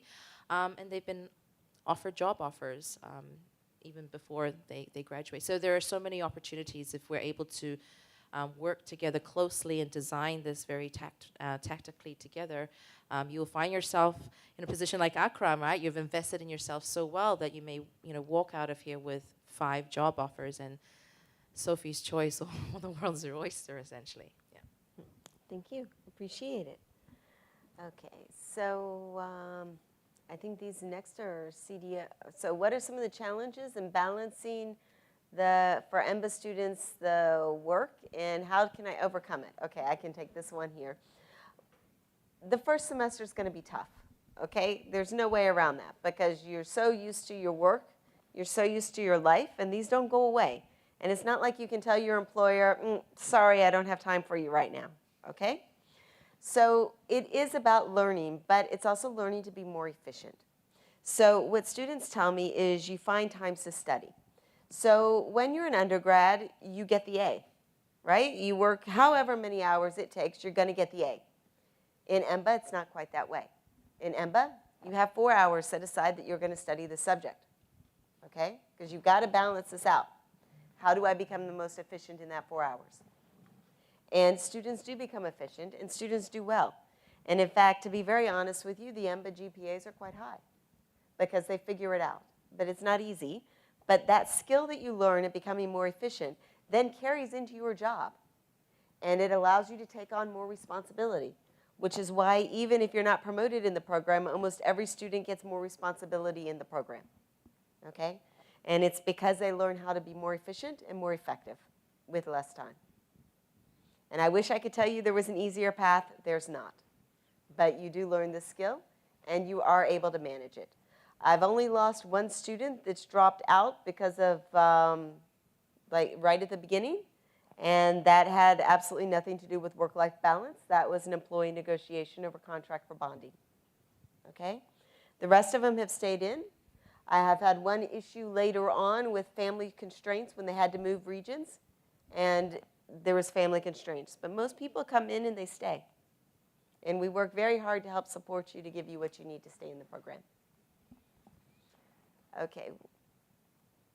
So how successful have students been in transitioning to completely different industries and functions from their pre-MBA careers? Elise. I don't think I have a specific percentage per se. I think each is to each own journey. But it certainly has happened very often, and we're prepared that students are coming in as career pivoters, as with most MBA programs out there.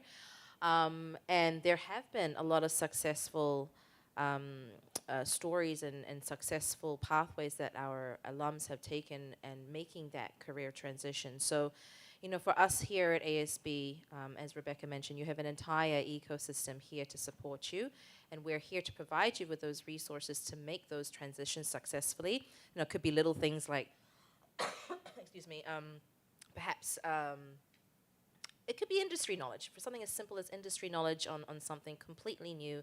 That's something you can work on with a particular faculty, have a coffee with a particular faculty and learn and deep dive a little bit more than you might otherwise get in the classroom.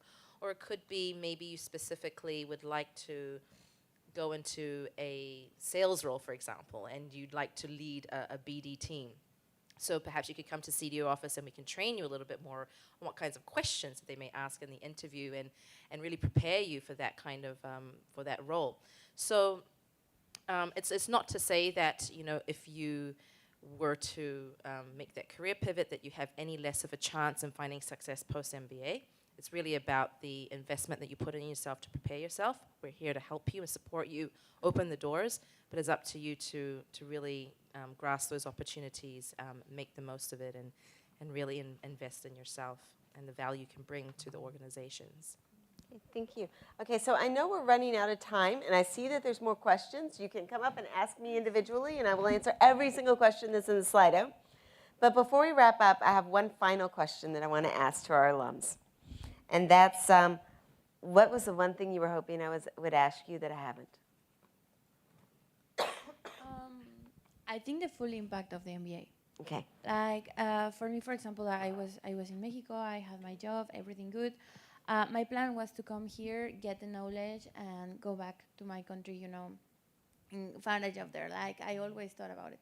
But when I came here, I met my husband here. So I literally my life changed everything. like I came here, I met my husband. I think in my 3rd week in Malaysia. Okay.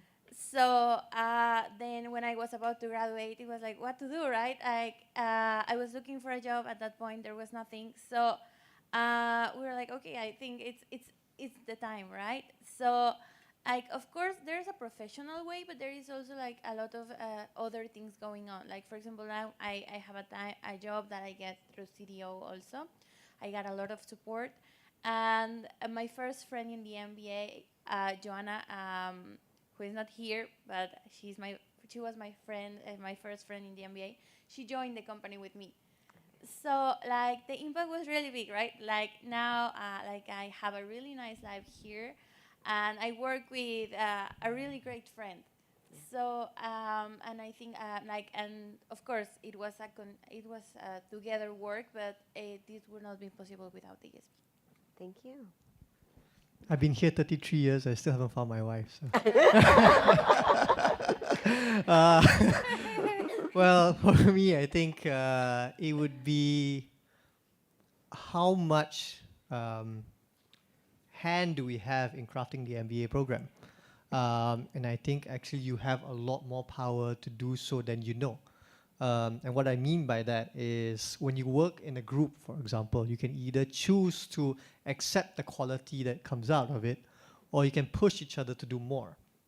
In discussions, you can either sit down and just listen, or you can challenge your classmate onto their way of thinking, and also the same thing, accept the challenge as well.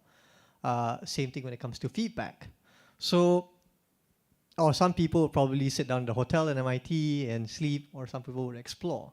It's really about how you make it to be. It's unique in the sense where you are your individual, but you also have the cohort, your classmates, and all of you together craft an experience throughout the entire year and make it how you want to be. It'll only be as good as how you put, the effort and also the heart that you put into it. And I think that's something that, if I were to redo it again, I'd have to try to put more.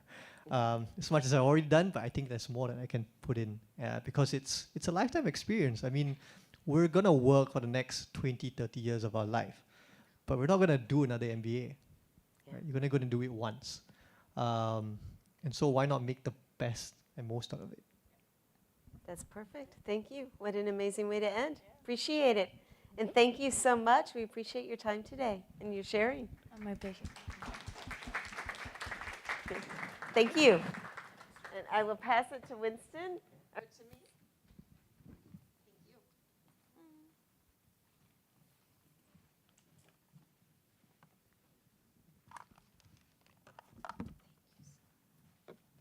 Good day, everyone. My name is Dr.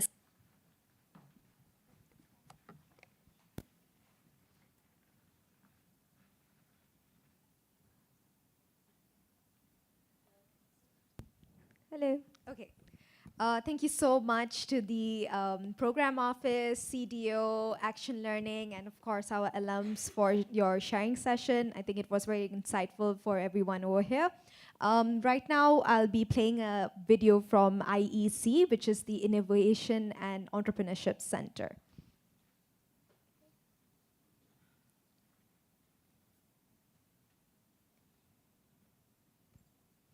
Good day, everyone. My name is Dr. Siti, and I am from the Innovation and Entrepreneurship Center here at Asia School of Business. And I'm quite excited to introduce you all to ASB Hive and share some of the activities that we do here at ASB Hive. All right, before I begin, I want you to picture this in the near future. Imagine you get matriculated at ASB as an MBA student. Where do you think you can hang out? Well, the answer is, if it's not obvious, it is at ASB Hive. We do want you to hang out at ASB Hive. So imagine being able to bump into entrepreneurs, startup founders, venture builders, and maybe even investors, and casually bump into them. For example, have a casual chat with industry leaders like Kylie Ng from 500 Global. Just imagine that possibilities. So basically, that is what ASB Hive is all about. What we're trying to do with ASB Hive is build this hub where entrepreneurship and innovation activities can take place. And what we're doing is actually bring this ecosystem on campus. And we want you to, be part of this.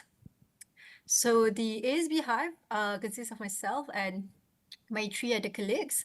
And we are here ready to support your journey with the variety of activities and programs that we do at ASB Hive. So what I have here is a busy slide, but basically what I want to highlight is we have, an array of programs, events, and activities for 2024. And we do cater for both our students, our MBA students, as well as the entrepreneurs out there. But we do actually run student-specific programs, such as the Social Innovation Challenges and the Summer Pre-Incubator Program. And the rest of the other activities and programs are basically student-friendly, which means we are, very much welcome students to join this activity, should you have interest to do so. And we have been very busy in the last 6 months, where every month we ought to do something, whether it's at events, whether, our programs, workshops, master classes, and we aim to actually keep this momentum throughout the year. And just recently, we actually organized a summit called Social Enterprise Summit, where we actually gather around 600 attendees, work with various partners, including the Ministry of Entrepreneurship and Cooperative Development, Purpose, CSAT. Those are prominent players in the social entrepreneurship space. And really, the campus was just buzzing with great energy. We've actually brought in 50 social enterprises to open up market booth during the marketplace that was taking place as part of the summit. And these are just like great chance for them to showcasing their what I call that, great products, services, and introduce their business to the people out there. So this is exactly what we're trying to do: bring the ecosystem, bring the energy to our campus to get ourselves immersed in this very vibrant and dynamic ecosystem. I've mentioned earlier that we do run student-centric program, and one of it is this Social Innovation Challenge that we do. So what is Social Innovation Challenge? Social Innovation Challenge is basically a competition where we work with a host organization that will sponsor a problem statement, and they will usually also sponsor the prize money. And first Social Innovation Challenge, actually we work with a research center here, right here at ASB, the Center for Sustainable Small Owner, led by Professor Asad Atta. And what we've done, actually, we crafted a very specific problem statement in the first mile traceability, and we threw it out to students for them to actually solve that problem. And the winning team is currently working on this on his idea, try to take that into the next level. So what we're trying to do is really, providing a platform, providing opportunity for students to tackle real world problem beyond the the default MBA program. So this is an extracurricular activity that we provide to students. And we actually did 2 social innovation challenges, not just one, the first half of the year. And for the second one, it is actually on the social procurement space, and we work with our partner Yayasan Hasana in delivering this social innovation challenge. And we are working on the 3rd edition of the social innovation challenge, and hopefully we'll do it sometime end of the year or early next year. And the third program that we did that is student-centric is this Summer Pre-Incubator program. So Summer Pre-Incubator program is basically a program that supports the journey of the MBA students during summer, especially those students who choose to take part in the entrepreneurship project for their Action Learning Summer Program. So just to recap, the Action Learning Summer Program allows students to choose the type of projects that they want to pursue over summer. So it can be a corporate project, a research project, or an entrepreneurship project. So this is where the Summer Pre-Incubator program comes in, where we create structured learning modules to help students to take their ideas to the next level. And we provide a lot of resources, a lot of tools, a lot of support to the students going through this journey. And the program for this summer is currently taking place. And we hope to conclude the program with a demo day at the end of the month. And on top of the main programs that we run for students, we also do programs that is a bit more broader, a bit more wider, that is actually open to other entrepreneurs out there. And the second half of the year, we do have 2 programs that is already in the pipeline. The first one is a Global Accelerator program, and the second one is a Challenge ASB Hive Hasana Impact Challenge. For the Global Accelerator program, this is actually an accelerator program in partnership with Moranti. And our target audience for this accelerator program is basically established businesses who are looking to scale in the area listed here.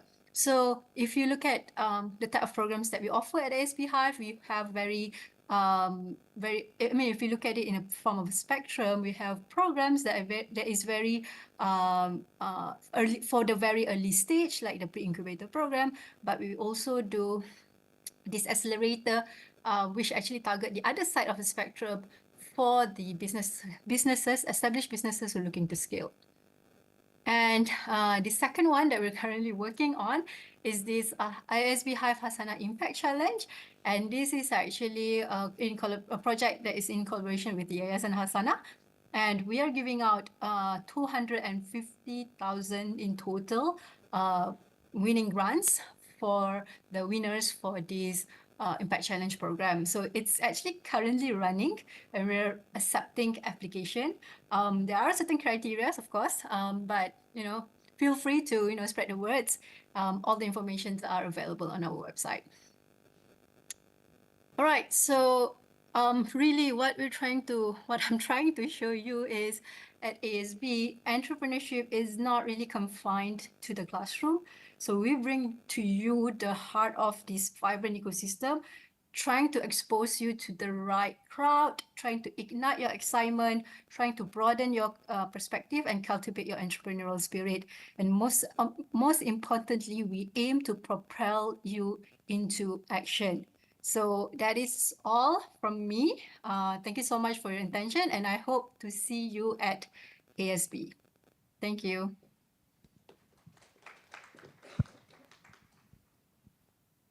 Yes, that's Dr. Siti, the director of IEC.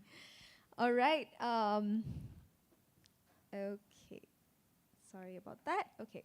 So right now, I'd like to call upon Nisa, who's the Associate Director of Admission, to talk a bit more about funding options and fellowship opportunities. Good afternoon, everybody. So we started morning, now it's afternoon. So just a little bit more until we done with the whole briefing for today.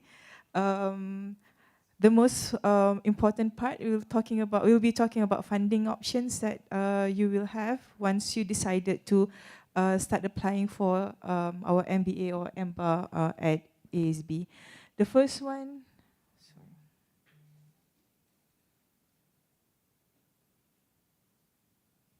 Right.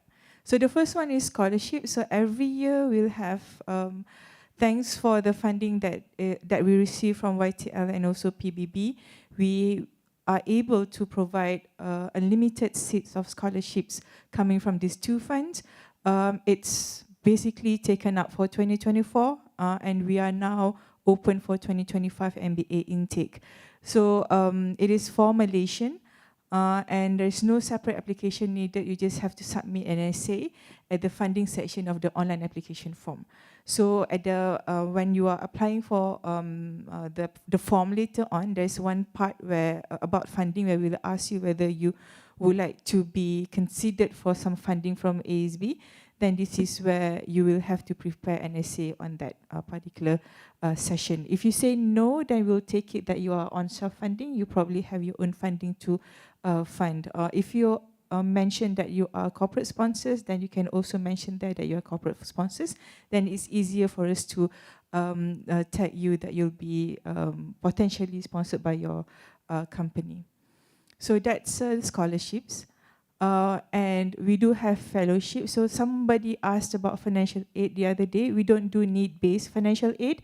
We have a merit-based financial aid. So it's still the same. There's no separate application needed. And this is open for both MBA and MBA. And it's for all candidates, international and Malaysian. So if you are applying and would like to be considered for fellowship, again, under the funding information on the online application form, just tick that you would like to be considered for funding from ASB, and this is where you have to submit an essay about 500 words. Again, no separate application, it's just an essay. I would like to note that for us to prioritize fellowship consideration, you are encouraged to apply early, because normally we will process round 1 and round 2 to those who apply for fellowship. So if apply for round 3 and round 4, probably the pool is pretty much depleted. Any questions so far? No? Okay.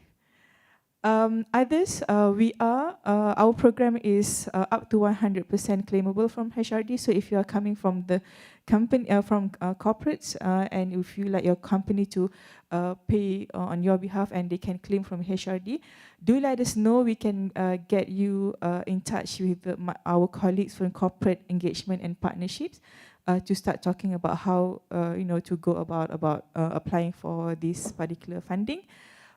If you would like to, second one is KWSP or EPF. You can withdraw from account 2. I'm not sure about account 3, but account 2 for your education financing. And lastly, we do have education financing from Affin Bank. So this is where I'm passing the floor to our partner in Affin Bank, who will talk more about the education financing from Affin Bank, Encik Muhammad Adi.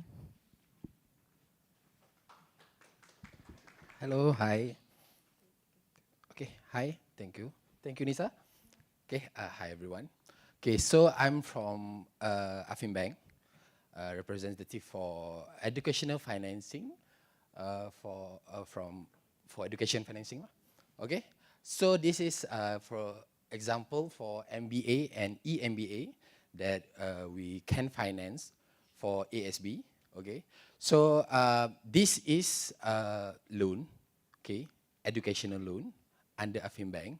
So the criteria to apply for this loan, first need to be Malaysian, age from 18 to 45, and it's applicable for new intake and also for existing lah. Okay, and it's also applicable for part-time and full-time student. Okay, then part-time student may apply this loan by using their own income without any co-applicant. Okay, co-applicants means somebody that we can use their income to represent us to join the loan together. Okay. Okay. So for the criteria for co-applicant, need to be aged more than 21 years old and above. Okay. And then the minimum income for co-applicant need to be 5,000 and above per month. Only if there's one co-applicant. But then if you choose for two joint applicant, co-applicant, each of them need to have more than 3,000 per month. Okay, it can be immediate or non-immediate family members.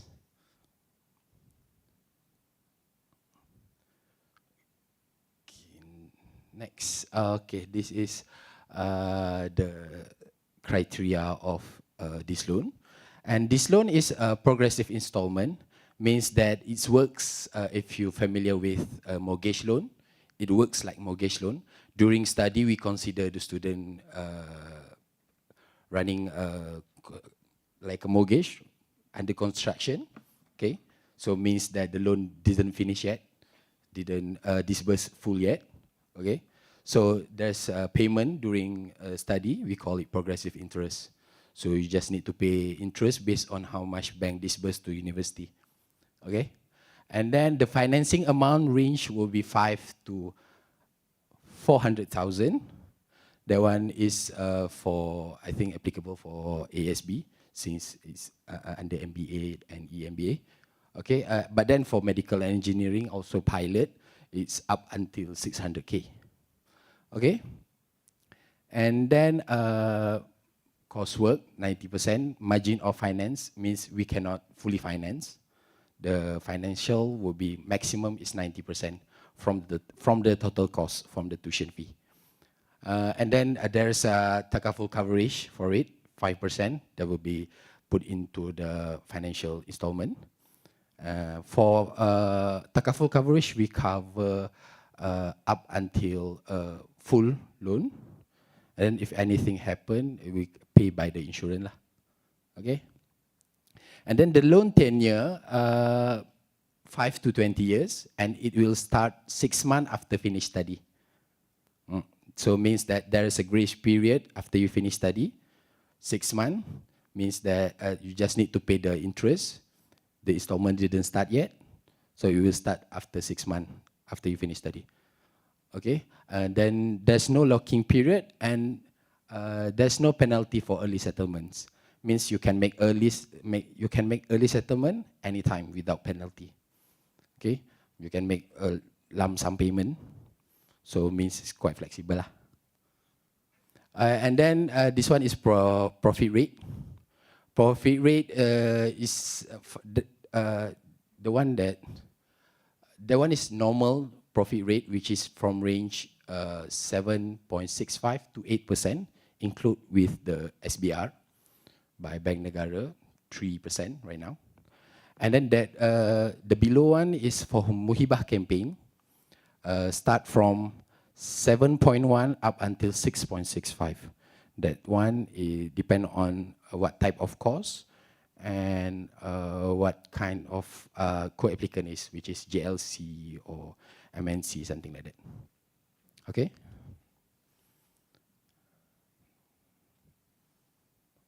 Sorry. Okay. This one is a payment table during coursework. This is, for example, for MBA and EMBA. So for MBA, how the progressive interest works, it works like for first semester, okay, bank will finance 45,000. This is, for example, for MBA. And then what you need to pay to the bank is 291 only. Bank will pay for you guys the 45K to university.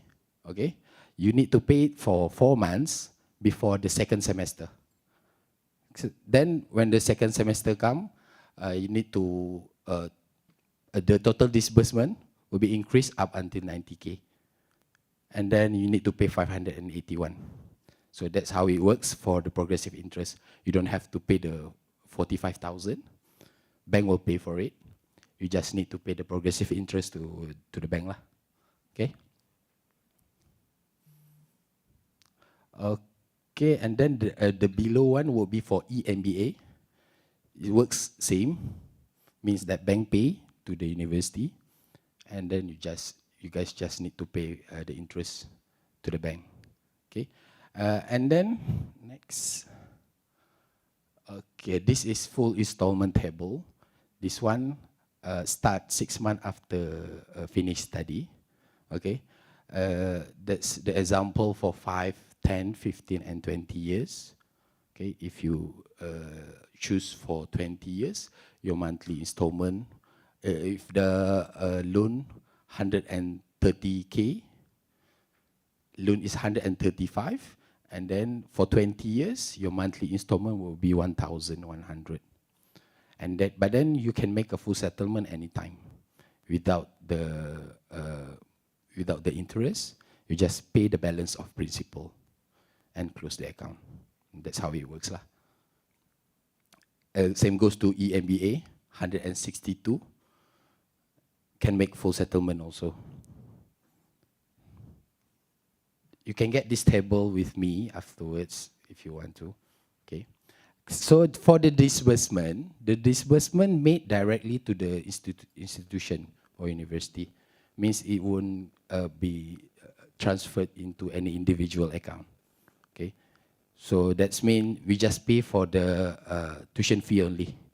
Okay. There's no accommodation. There's nothing like that lah. Okay. Then the disbursement is staggered basis based on semester. So like how I shown for the table before, there's a semester 1, semester 2. So we pay based on the invoice given by university. Okay. And then there's a takaful coverage, which means if anything happen to main applicant or to co-applicant, there's a coverage by the insurance lah. Bank will pay all the insurance will pay all the loan. So it covers by for death and total permanent disability. Because this one is unsecured loan, means that the document required is just a 3-month payslip, 3-month bank statement, and or EPF statement. That one is for salary fixed, and for self-employed, just provides SSM bank statement, tax declaration, and also LHDN payment lah. That one for business and commission earner, and also rental income. So this one is non-collateral loan. So we call it unsecured lah. Okay, this is the only document that you provide to us to apply. So since it's unsecured, maybe we will ask some document to cover to make sure this loan is strong enough to apply lah. Okay, so that's it from me. If you have any more question, our booth is outside, so you can meet with us. And also, if you have more inquiry, I think we have link with admission. You can ask them to contact us lah. Okay, thank you very much.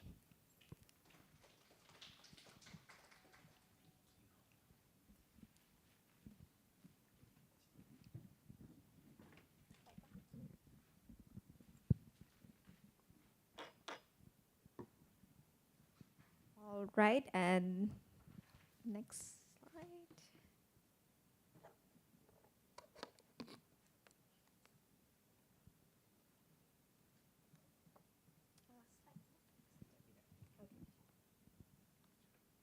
Okay.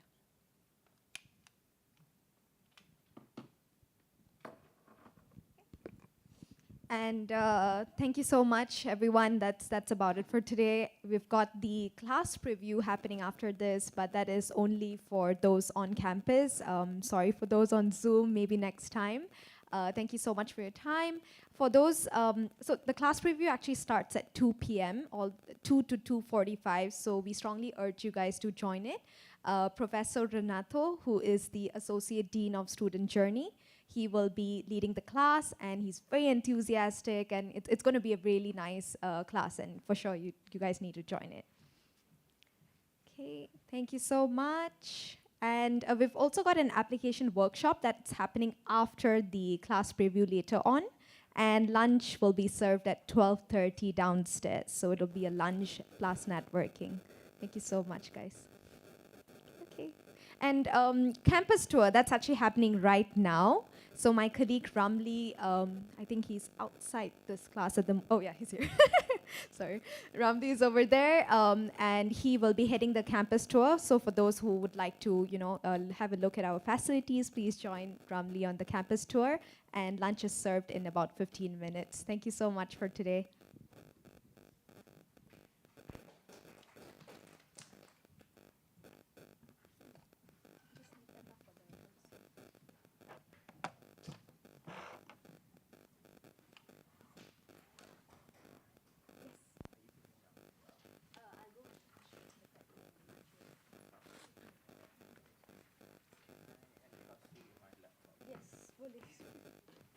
I'll put it in the office. Bang, kasih bang, sorry. Ya, bang, ni kan?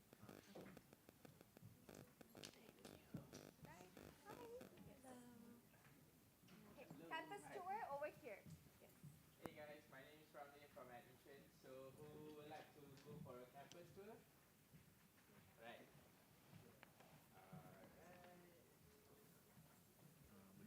Okay, do anyone need a toilet break? Say to ask first. If you guys need a toilet break, maybe you can go now. Maybe just show that now. Just